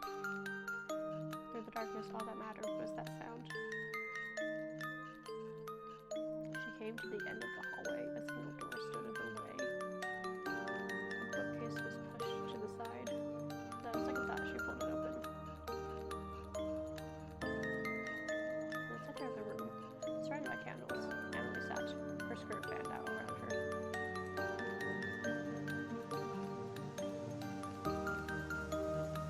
Spread out over the floor were piles of letters. Upon closer inspection, each was filled with words that had been crossed out and signed with yours, Marion. Emily, are you awake? Her eyes were shut tight, yet her hands moved enough to play the sorrowful tune. Please listen to me, Emily. She isn't a malfite. You're going to leave her, aren't you? Sophia heard the door shut behind her. She backed up quickly and tried the handle, but it was stuck. Emily's eyes finally opened. Implicit her usual golden eyes was a glare of deep red. Emily, snap out of it. Please, snap out of it. You want to take her away? Emily, please. One by one, the candles blew out, and the two were plunged into darkness. Emily's body slumped forward and crashed to the ground. It's nice to meet you, Sophia. I'm sure we're going to have a fun time living together, since you'll be staying with us after all, right?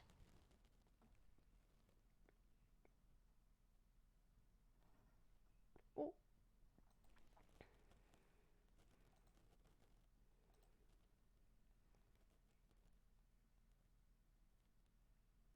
Did I save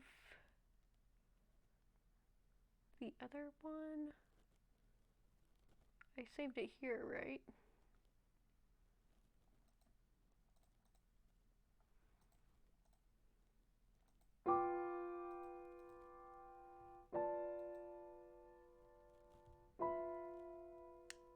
What was I thinking?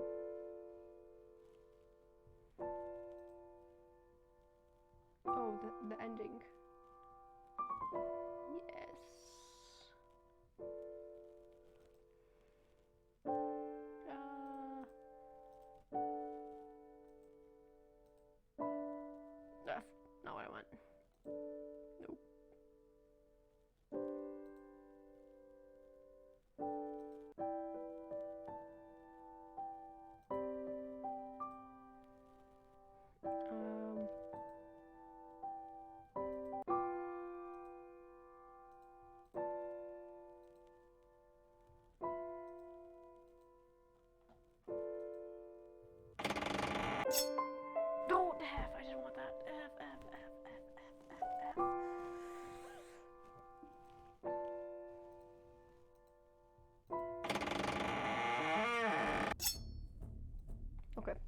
what I wanted to save on.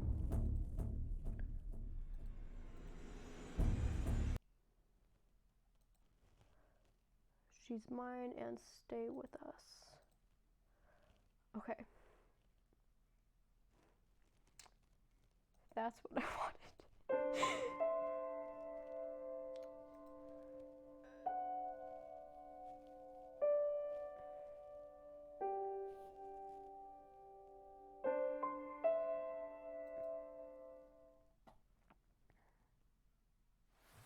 The rain never seems to cease at this time of the year.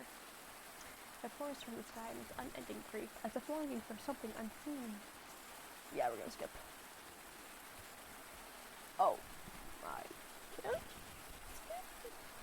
Just kidding, I guess. And a road in the distance, enough so to make the young one flinch, but not enough to make her waver. Do I have to do something? Just kidding. I muted my mic in case I did it, and I didn't.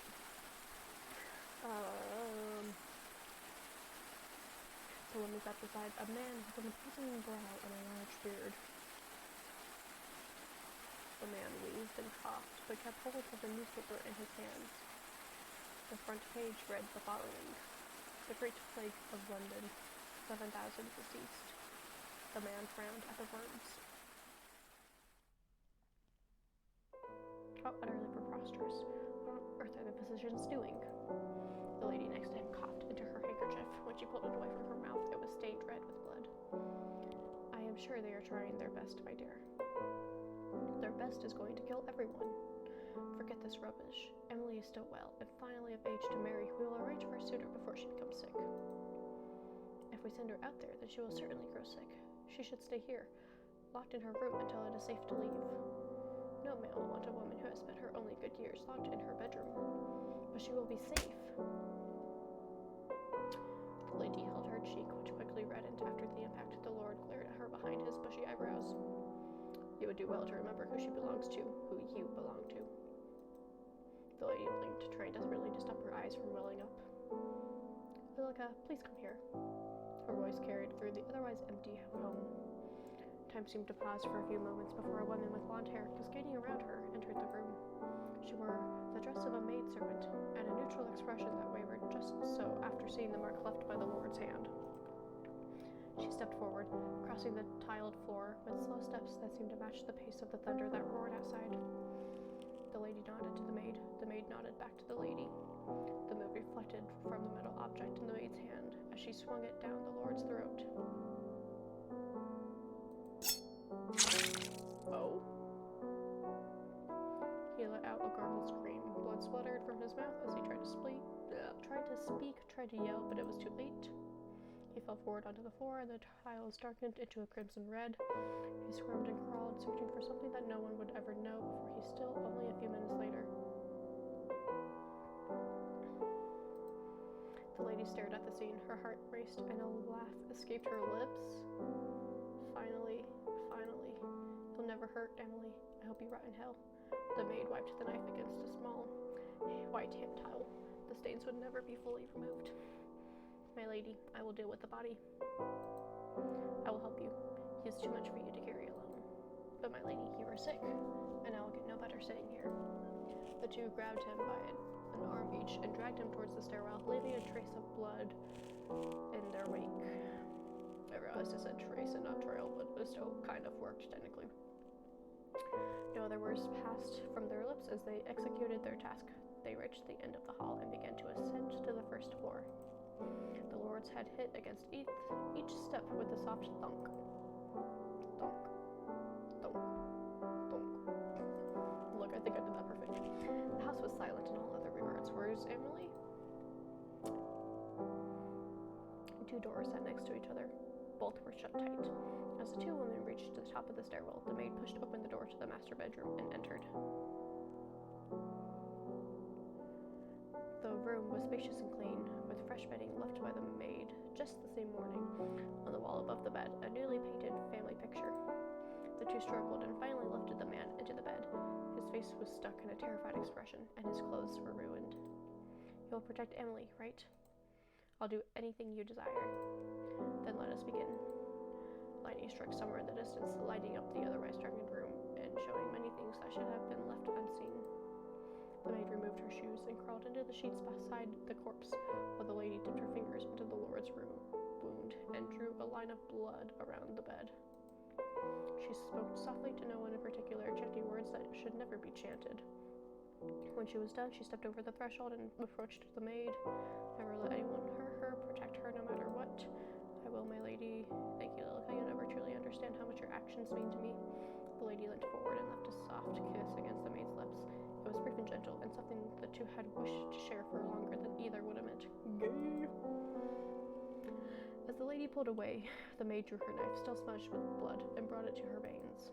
Goodbye, Lilica. Goodbye, my lady. Oh, bye, Lilica.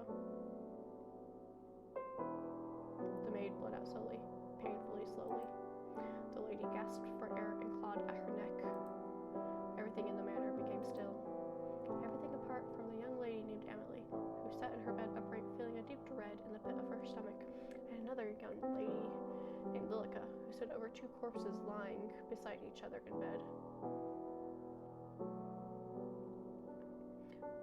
I'm confused. I thought the one on this side was Lilica, but then the blood was on this side.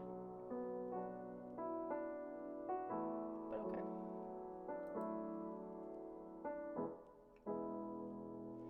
The young lady named Lilica stared at the maid in the bed. Oh, what?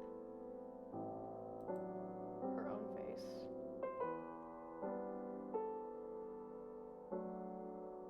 I'm so confused. I haven't had any choices yet, so I'm not... I don't know. Her own blood seeping through the bed. So, wait. So, Lilica is the one that, trigger warning, slit her wrists and bled out, but then also became the one in the lady's body, and is now the lady, and the lady now looks like her, I think. Maybe. And yet here she stood. She looked at herself in the mirror and saw a different person entirely. Okay, so now she's just kind of possessing the lady, something like that. She was no longer the maid. She was Lilica. Wait, but...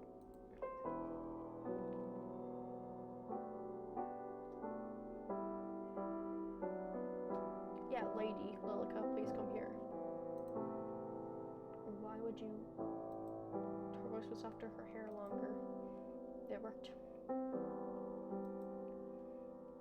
When she turned back towards the bed, Lilica froze. Both of the bodies were gone, and in their places, two skeletons. How long has it been? She walked towards the door and found it locked. Digging through the tattered clothes of the long-dead maid, she retrieved the key and opened it. The door beside the master room sat ajar, just enough for Lilica to peer in. Emily sat on the bed at the end of her bed, staring at herself in a small handheld mirror while brushing her hair. She hummed a quiet tune, but froze as her eyes met Lilica's. Who are you? I am Lilica. Lilica? But your mother told me that you had a maid named Lilica. What a coincidence. What are you doing here? How long has your mother been gone? My mother? I saw her. She frowned and clutched her head as if she couldn't quite remember. I saw her just this morning. I see. Your parents must have left to be cured of the plague. They have asked me to stay here with you until they can return. Really? A cure truly exists? That's right. So until then, how about we be friends? Emily's face lit up, and their eternal friendship began. That's how it began? How many years have passed since that day? Neither could tell. Time seemed to stand still within that manor, out in a field in the middle of nowhere. And that's the way Lilica wished it to stay. Lilica, a letter has arrived. What? Her blood ran cold as Emily stared at the envelope in her hands. When was the last time we had a letter? How exciting. Perhaps it's Mother, writing that she will return soon. Perhaps so? Oh. Oh? It seems to be addressed to someone else entirely. Perhaps it was brought here by mistake. Then we had best send it back. Give it to me and I'll have it returned. A peek wouldn't hurt, don't you think? Lilica watched as the first crack formed in her fragile world. I will dispose of it immediately. Give it to me. But it was too late. The letter inside had already been let loose, and Emily's eyes had already taken in the words left for someone else. Sophia. Lilica, I think I'll write back. I'll let her know that I received the letter by mistake. That isn't needed, please. Just one letter. Thank you, Lilica. How many letters had arrived at their door since then? How many times had Emily spoken excitedly about Sophia to her?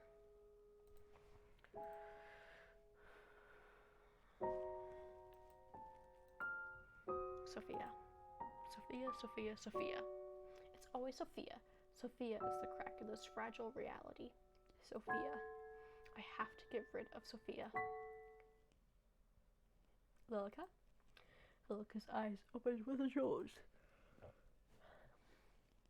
I'm sorry, I'm a little tired. What did you say? Sophia says she's coming to visit. Sorry, what? Another crack formed from the last. This sprawled across reality, threatening to shatter at any moment. Emily, I don't think that's a good idea. The plague. She says that it's safe enough to travel now in her letter. Perhaps Mother and Father will return soon too. Lilica forced a smile. But we don't need anyone else here. We have each other. Of course, you're my dear friend Lilica. Sophia and I have been writing to each other for... She shook her head as if chasing off the beginnings of a headache. For a long time, anyway. I'm excited to finally meet her. Won't you be excited with me too? We can all be friends. Great, friends. I'm sure we'll all be the best of friends. Awkward. For an amount of time that neither Lilica or Emily could truly comprehend, the house was suddenly buzzing with life. Emily's footsteps were light, and her days filled with excitement as she waited for the arrival of Sophia. And finally, to Lilica's dismay, the day finally came.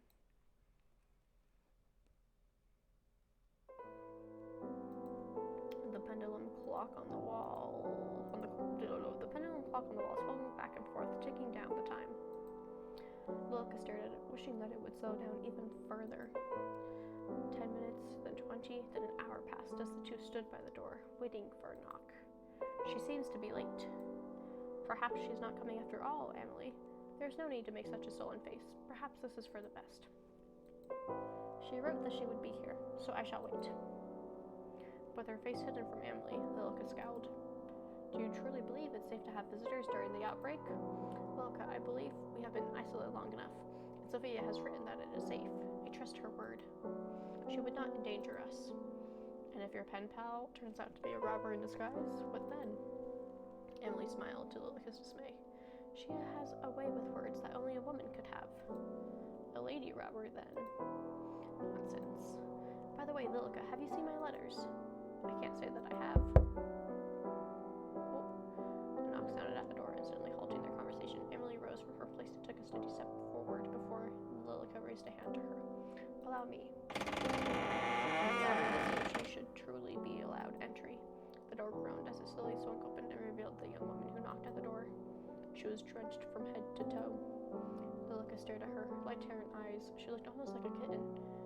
Instantly, Lilica's dislike for the woman grew.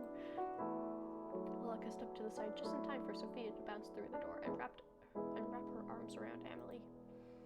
Her blood boiled. She watched as the clothes she had carefully handmade became drenched by someone unworthy, someone that didn't deserve to even look at Emily. Emily! Sophia! Emily's arms wrapped around Sophia and Lilica turned away. My, you're completely drenched. Did you forget your umbrella, perchance? Or perhaps her umbrella got carried away by the wind. With a cool anger written over her features, Lilica shut the door. I didn't even think to bring an umbrella. The forecast said sunny all day. My fault for believing it, I guess. I can't believe you're truly here. Me neither. About time, right? You're just as pretty as I knew you'd be. And you too. But what are you wearing? Seeing your house, I feel like I should have dressed up a little bit more. No, perhaps it is I that is overdressed. Lilica stood to the side, her arms crossed lightly over her chest. Her long hair reached down nearly to the wooden floor. Pardon my manners. My dear friend Lilica is here too. I believe I wrote about her in the past. I remember. I've kept all your letters safe. Don't worry. As you should. Amelia side-eyed Lilica upon hearing her tone. Or Emily, wow. Side-eyed Lilica upon hearing her tone, but Lilica simply looked away. Oh, someone found a doggy. Sorry, but is there any chance you have a towel? Of course, my apologies. I usually have someone here to attend us, but everyone's been sent home. Only the 3 of us remain. Let me fetch you a towel. Emily disappeared down the hallway, leaving Lilica alone with Sophia. This really is a manor. When she told me about her house, I almost didn't believe it. Has no one told you that it is rude to poke around someone else's house? Oof. Sophia walked straight past Lilica without even a notion of responding. Hello? You can't see me. Sophia walked towards the settee and reached for the newspaper. Don't let her touch it. Don't let her touch anything. She'll break it all. She'll undo everything. She wants to hurt Emily. She can't find out the truth. The window shook loudly in the wind. With a flick of her small wrist, Lilica allowed the door to fly open, causing Sophia to whip around in surprise. Ooh. It's so windy. Sure. Lilica locked in on the object that Sophia had been reaching for. She rushed forward and took hold of it, then quickly hid it behind a cabinet as Sophia reached to close the door. Phew. Emily? Sophia spun around, but looked straight through Lilica. Sophia? Oh, Emily. Please, use this. Thanks, I'll bring an umbrella next time, I promise. Lilica watched as Sophia dried herself with a towel. Our towel. It's not for her. There can't be a next time. Then, if you're not dried off, would you care for a tour of the house before afternoon tea? That sounds great. On your right is the pantry, and down that hall is the boiler room, but you shouldn't have any need for those spaces. Sophia and Emily walked side by side, close enough that their shoulders almost touched. Oh. Lilica stared at the place where they almost connected, seething with a quiet rage. These are all guest bedrooms. I have prepared this one for you to use. If you find anything not to your standards, you can let me or Lilica know. Emily, I have a feeling your standards are much higher than mine. I've never even been in a house that looks like this. No? Is your home not similar? Well, it's a lot smaller. There is no shame in that. You own your own property, yes? Yeah, I recently bought it. With your husband? What? No, of course not. I'm not married. Shut up. Your father allowed you to buy property on your own? Emily, you speak just like how you write. I'm so surprised. Your voice disgusts me. And you speak quite casually. People usually say that about me. Being here around you makes me want to be more formal. What need is there formality between friends? That's true too. Your words are poisoning, Emily.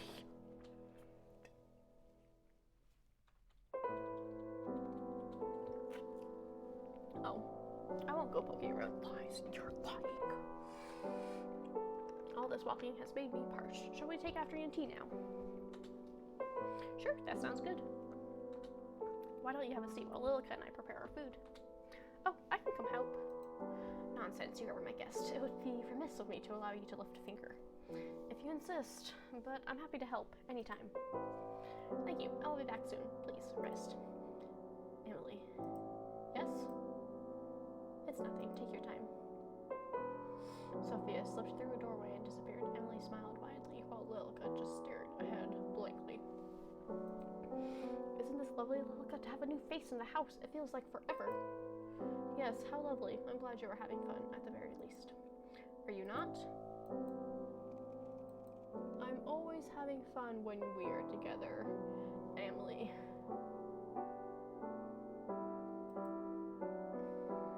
Sever her fate. Interesting. We won't for now. Ah, I see. Are you jealous? Worry not, my dear friend. Of course our friendship means just as much to me. I value you greatly. Just as much? Indeed. Come along, Lilica. Let us prepare tea. Did you finish the baking yesterday? The pastries are ready for serving. Excellent. I'll just fetch the tea then. Allow me. A lady of your standing shouldn't be doing such a menial task, should she? Don't be absurd. Even Sophia herself seems to be fine in the kitchen. Did you hear how jumped she was to help? I should follow in her footsteps. What would your parents think of that? I appreciate the sentiment, but they took with them all of the staff. I have little choice but prepare my own tea. I see. Then, shall I attend to our guest? I wouldn't want her to become lonely. Would you? I'll only be a few moments. Of course. Anything for you, Emily. It'll be a good chance for you to become friends, too. I'm sure it will be.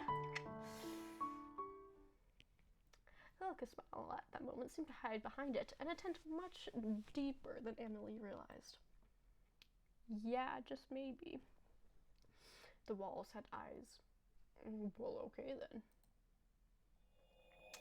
Eyes that tracked Lilica's every move. Was it the eyes of the mom, basically? They followed her as she made careful, deliberate steps toward the sitting room. They stared, their eyes bulging, judging. They had no mouths in which to scream, but Lilica could still hear their words. We all sacrificed ourselves for you. Hope. Our only hope. Emily. Protect Emily. Prove your worth. Prove your love. Emily. Emily. Under her feet, shattered glass pierced through her shoes, cutting her feet. What? She could feel the blood ooze out, pulling. It was warm. Comforting. She looked up to find where the glass had come from. Then she noticed the cracks once again. Along every wall, every floorboard, even through the air. The world was fragmented. It was already broken. Not beyond repair. It's not. My lady, I will fix this still. You could rest, please. Rest. I will take care of everything. Anything and everything for you. She blinked. The world reverted to the way it should. The glass that lined the floor, gone. The eyes that followed from the walls, gone. And the cracks that had begun to wrap themselves around Lilica's ankles had disappeared too. Oh, I actually love this. I love it. She stood in front of the sitting room's door, which sat slightly ajar. Inside, Lilica could see Sophia staring out of the large window. We gotta drive her out, guys. Her back stayed turned as Lilica entered the room. Of course, it wouldn't have been possible for Sophia to turn and look at her, but Lilica still found herself taking careful, quiet steps. The window shook past the dark, thick curtains. You who would attempt to defy your fate, why don't we see how long this little game lasts? Why don't we test whose love is stronger? I swear my love is unwavering, my infatuation, my yearning, my desire, you could never even wish to match it. Lilica pulled out a chair roughly, dragging the legs across the floor. Yet you dare to challenge me? You dare to test my love? Emily, was that you? Emily? Sophia took careful steps towards the chair, resting her hand against it. Or Lilica? You're nothing. Sophia sat down in the chair that was offered to her, while Lilica circled around her as if a cat after its prey. But her steps paused as she heard something strange. Footsteps from above. The master bedroom? In front of her very eyes, Lilica watched the scene unfold. A scene that made her blood run cold and her body freeze in place. My lady. The lady of the house stood beside Lilica. Where before the two had stood eye to eye, now the lady stood taller than Lilica by at least a head. My lady, what are you doing here? The lady removed her shoes and stepped onto the table. Did you come to punish me? Are you angry? I promise I will remove the plague that has entered our home. I swear it upon my undying love. The lady did not respond. Instead, she reached up and took hold of the noose. The rope wrapped around her neck, exactly where the necklace that the maid had gifted the lady should have rested. Join me. Her eyes locked onto Sophia's. Her hand was outstretched, waiting to be taken. She's like, oh, I see we're working together to get rid of Sophia now, aren't we? Why won't you look at me, my lady? Are you truly so angry? Angry enough to despise me? For but a moment, as Sophia's outstretched hand came closer and closer, the lady's gaze turned slowly towards Lilica. They carried with it a message that only Lilica could decipher. Lilica's body shook. It trembled and trembled until she could bear it no more, and she ran from the room as fast as her legs would carry her. If the hallways still had eyes, they weren't fast enough to follow Lilica. The floorboards, as if made out of quicksand, threatened to suck her up and bury her deep within the house. Her feet felt heavy and leaden. Every step was as painful as that brief glance. She raced through the hall and up a flight of stairs, past the stained-glass window, which left a myriad of colors over the carpeted steps, and past the doors that led to the master bedroom and Annalie's room. Closer, closer, until she arrived at a bookcase. She pushed it to the side and entered the hidden room.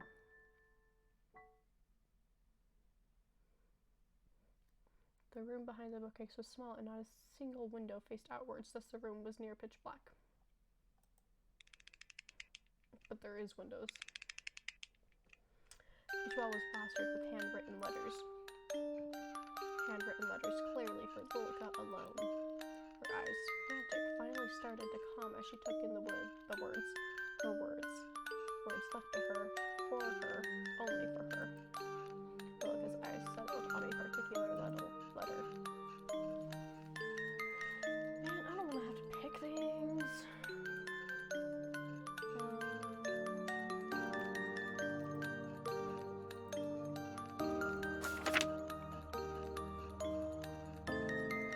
Dear Emily, cross. Lilica, how wonderful to hear that you're doing well. I've been very busy this week. Most of it is boring, so I won't bother you with the details. But do you know what happened just yesterday? Of course you don't. You weren't there. I was walking home when I found an abandoned kitten. Someone left it in a box on the side of the road. But how could anyone do that? Abby? Anyway, I took her home. I named her Lily, after you. It's a little embarrassing for anything I like that. I hope you don't mind. Of course you don't.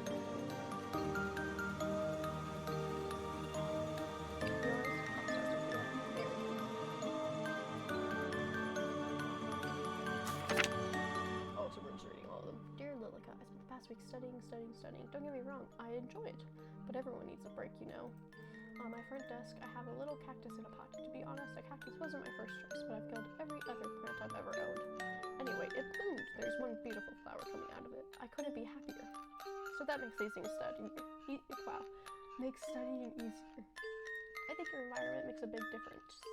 How about you? Do you have any plants? I'm looking forward to hearing about it next time. Yours, crossed out, Sophia, Marion.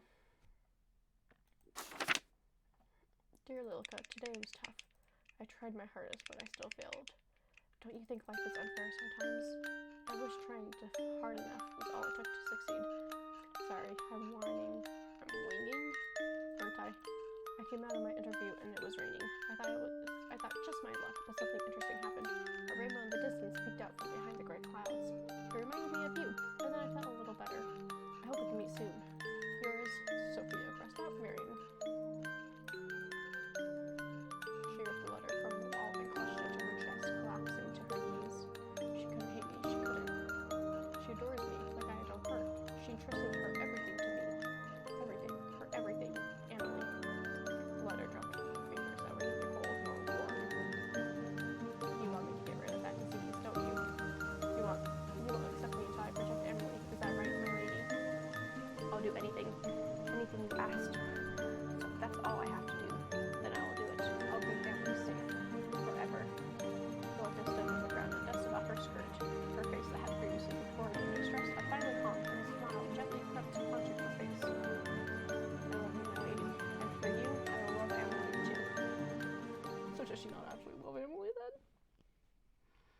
should like this consequences too. Where did I put those matches? Right here. Ah, you gave me a fright, Lilica. Where have you been? Preparing the guest room for your dear friend, of course. How kind. Sophia's just preparing for a bath at the present. I'm going to retrieve a towel for her from the linen closet. Emily, I think it best to send her home post-haste. What? Why would I do that? For all you know, she brings with her the plague. Sophia says it is now safe to travel. It should be perfectly fine, don't you think? And what if she lies? She wouldn't do that. Sophia is a kind and good-natured person. She would not bring any danger to us.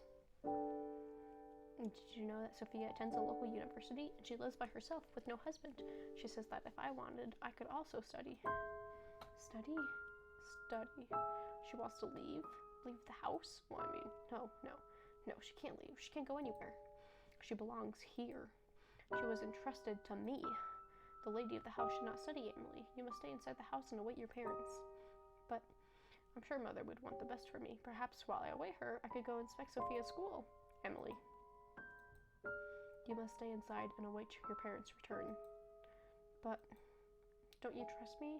Have I ever tried to lead you astray? Guilt tripping. No, Lilica.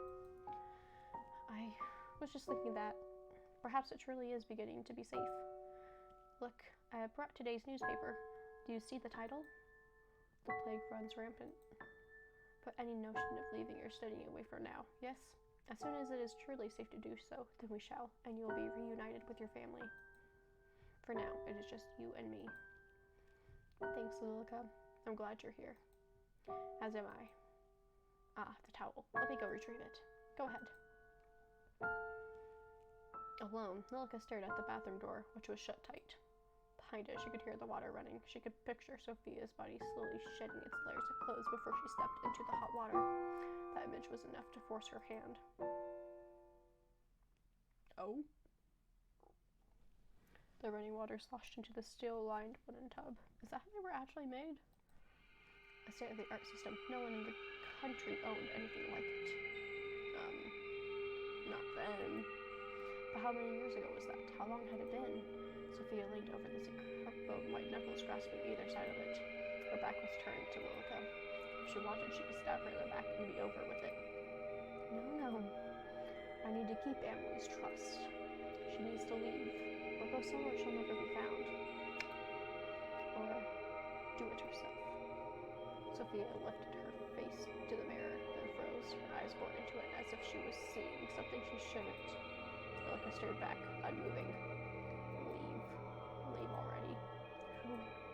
One step at a time, maintaining eye contact through the mirror, Lilica crept closer and closer, until the two were nearly touching. Why do you want to take Emily away? Can't you see that she loves me? Me, not you. Your words are poisoning this household. If you don't leave, I'll kill you. I'll have no choice. I'll just kill you. Who are you? Sophia looked around, but her eyes didn't focus on any spot in particular. To her, Lilica was gone. Lilica walked towards an open cabinet and pulled something out.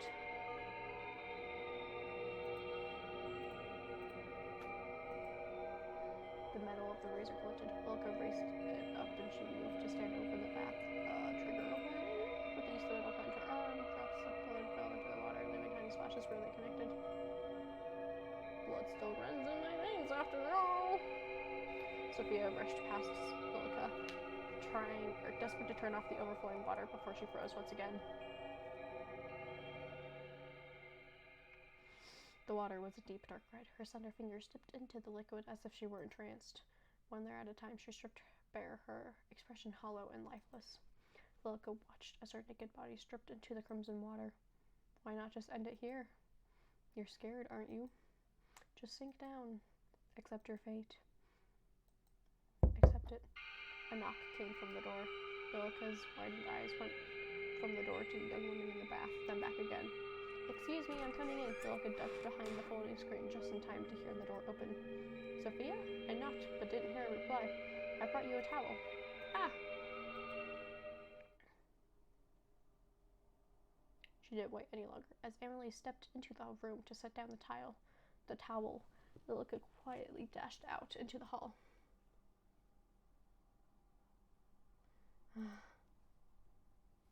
Before Lilica had a chance to even catch her breath, the bathroom door opened once again. Emily stepped out with flushed cheeks. Did you tell her that she must depart? No, Is something the matter? Are you feeling unwell? Your face is bright red. Sophia will stay until she decides to leave. No, she must leave now. Tonight. No longer. As you wish. I'm sorry, Lilica, but I believe it is only fair, after she traveled so far, and she is my friend. That woman, that siren. Look what she does to our Emily. I will finish preparing the guest room. Let me come help. Sophia, when you're done in there, you can come to your room. On the other side of the door, Sophia's voice came in return. Okay, thanks, Emily. The guest bedroom was fresh and clean, with new linen on the bed and a lit lantern beside it. Fortunately, Lilica had prepared the room well in advance. You did a fine job of preparing the room so far. Thank you, Lilica. Anything for you? I was thinking tomorrow, if the rain has cleared up, we could open the greenhouse again and have morning tea there. It's been so long since we last used it. By now, a dozen cracks stemmed from a dozen other cracks, filling the entirety of Lilica's world. At any moment, even a breeze would make everything collapse. Didn't we already speak of this? You cannot leave the house. But surely the greenhouse would be safe. No one else uses it, and it is only a few steps from the back door. It is unsafe. You know this. What's gotten into you? Is it because of your friend? I just thought it would be nice to at least sit in the sun. Then you may sit by the window in the dining hall. Is it really so unsafe that even taking a foot outdoors would be dangerous? Yes. Sophia, I see you're down with the bath. Lilica crossed her arms over her chest, anger already rising in her chest. Were you talking about the greenhouse? Yes. Did you see it when you arrived? I did, but it looked as if the plants inside had died. Oh, that's impossible. It's barely been any time at all since the gardeners left. I'm sure the plants inside are more sturdy than that. Well, even if they have died, maybe we can go in and replant some things tomorrow. How wonderful. Have you not heard a word I said? It is unsafe to do so. Oh. Oh, don't be such a spoil sport. I think it would be perfectly fine. Well, it's getting late now, so I'll leave you to retire. If you need anything, my room is just upstairs on the left. Good night, Sophia. Poison dripped from her voice as Lilica left the guest room behind. The house had a heart, and that heart was beating to the same rhythm as Lilica's. It was frenzied, on the verge of losing control. It echoed through her head, through the hall, through to every corner of the building. Like Morse code, it was as if the house itself was telling her to do something. Get rid of her. Cut out the disease. Protect Emily. She bit her thumb, pacing back and forth. Emily will be upset, but Emily doesn't need any loans. She has me. She won't be upset for long, and she'll forget. That's right, she'll forget. Her breath hitched in her throat. But what do I do? What do I do? She just won't die. My lady, what am I supposed to do? At that moment, Lilica put her ear to Emily's door, listening intently. How about coming away with me for a while?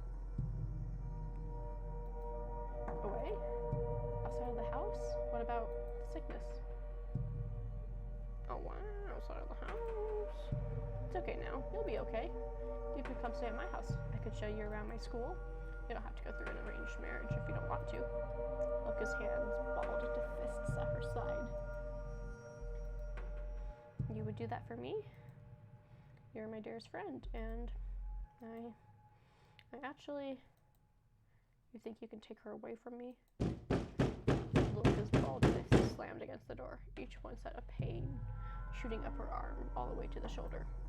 Inside, the voices went quiet.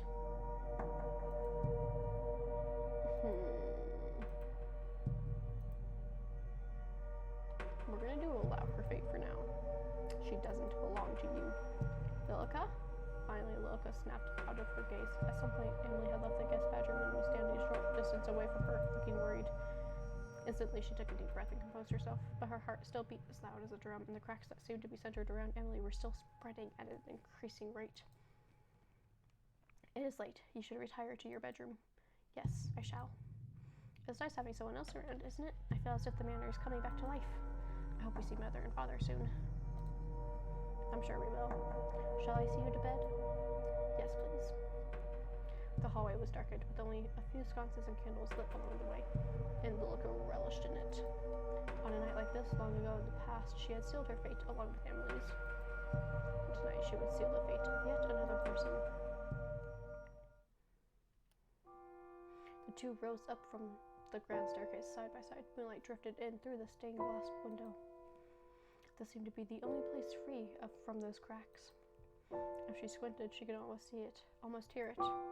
That head hitting each step with a loud thunk. Those eyes would never open again to look upon a woman with scorn. The hand would never be raised to leave a mark on pristine skin. The sound filled her with joy, and the thought of repeating that fateful night left her footsteps light with excitement. Lilica, may I ask you a question? Certainly. Have you ever heard of a woman loving another woman as a woman would love a man? Or where did you hear about such a thing? Nowhere in particular. It was just a thought that came into my mind. I think you were overtired because of all the excitement, Emily. I think it's best you get some rest. Yes, all right. Good night, Lilica. Lilica, who was seated on the edge of Emily's bed, stood with unsteady feet. Standing in the doorway, she looked back at Emily. As her hand rested against the door, a sudden pang went through Lilica's cold heart. She is important to you, isn't she? Of course. Her words have always been something that have brightened my day. Even if she were to leave? Well, I believe she'll leave eventually, Lilica. There's little choice, really. All I can do is hope she'll visit again. I see. Good night, Emily. Sleep well. Whatever Emily said in reply was lost in darkness as Lilica stepped out of the bedroom. As she left the room, she noticed it. A dark shadow stalking through the night, slowly creeping down the hall. Lilica frowned. My lady, you must forgive me. I've rarely seen Emily so happy, but she cannot stay. No, she must leave immediately, and I will make her. She stood on the grand staircase, outlined in the moon's glow. Sophia, you can't see me, you can't hear me, but you can sense me, can you not? The shadow paused, her eyes going up to the staircase. There she saw a shadow warp strangely across the carpeted steps. You will leave this place immediately, and you will never come back. Lilica. Oh. The blonde girl. Why didn't you just say Lilica? The blonde girl pushed a vase from a step, and it crashed to the ground below, smashing into tiny pieces. Sophia jumped in response, a shiver running down her spine. I won't warn you again. Leave. Slowly and unsteadily, Sophia crept up the stairs until her face was almost close enough to touch Lilica's. Is that you, Lilica? A small motion. Lilica dropped something from her sleeve. It clattered to the ground at Sophia's feet. She gripped at her shirt even more tightly. This is your last chance, and girl, whether you live or die, this is only a favor to Emily. As if her nerves had finally got the best of her, Sophia turned on the spot and ran back down the staircase and into the dark hall. Lilica followed behind her, slamming doors and knocking things down to the ground. Sophia, too scared to even turn around, ran as fast as her legs would take her until she reached the front door. Instead of being locked and closed up tightly, it sat open as if waiting for her to leave. She didn't waste even a second more, and she was gone. She's gone. Gone. I did it. Emily, I did it. You did what?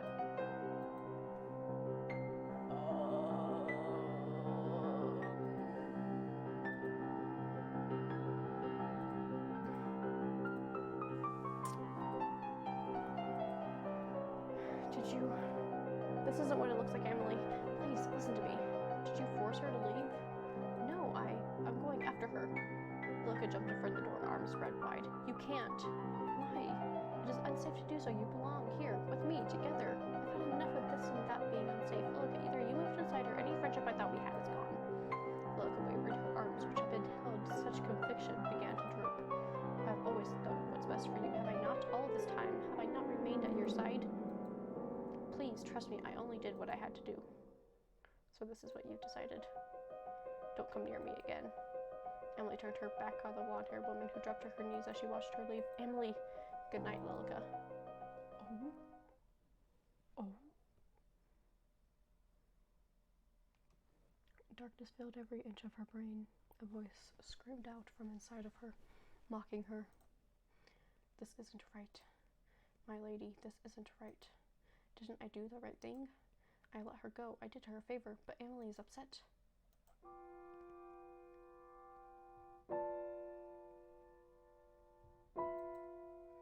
Her lady offered her no answer. Is this punishment for not doing as you wished?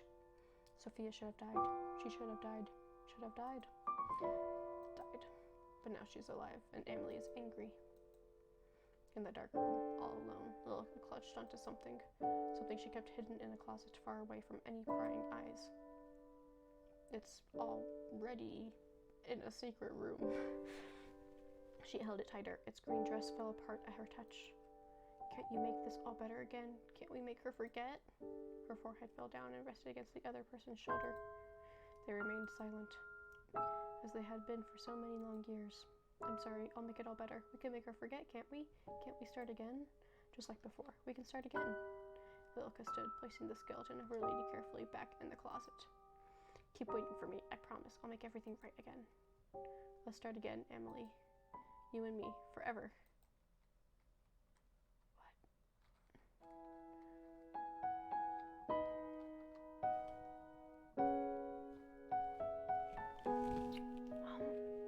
I'm so confused.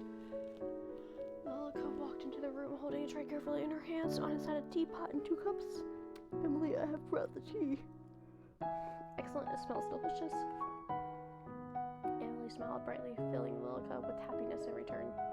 Lilka, may I ask you something? Of course. I found this letter by the front door. Do you know where it came from? Emily held out an envelope. The front was blank.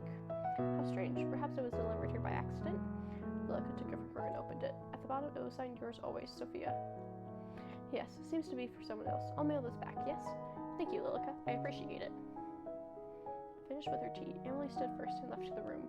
Lilka smiled. From under the table, she pulled out a stack of envelopes that seemed to match the one Emily had given to her. And all at once, she threw them into the fireplace. Goodbye, Sophia.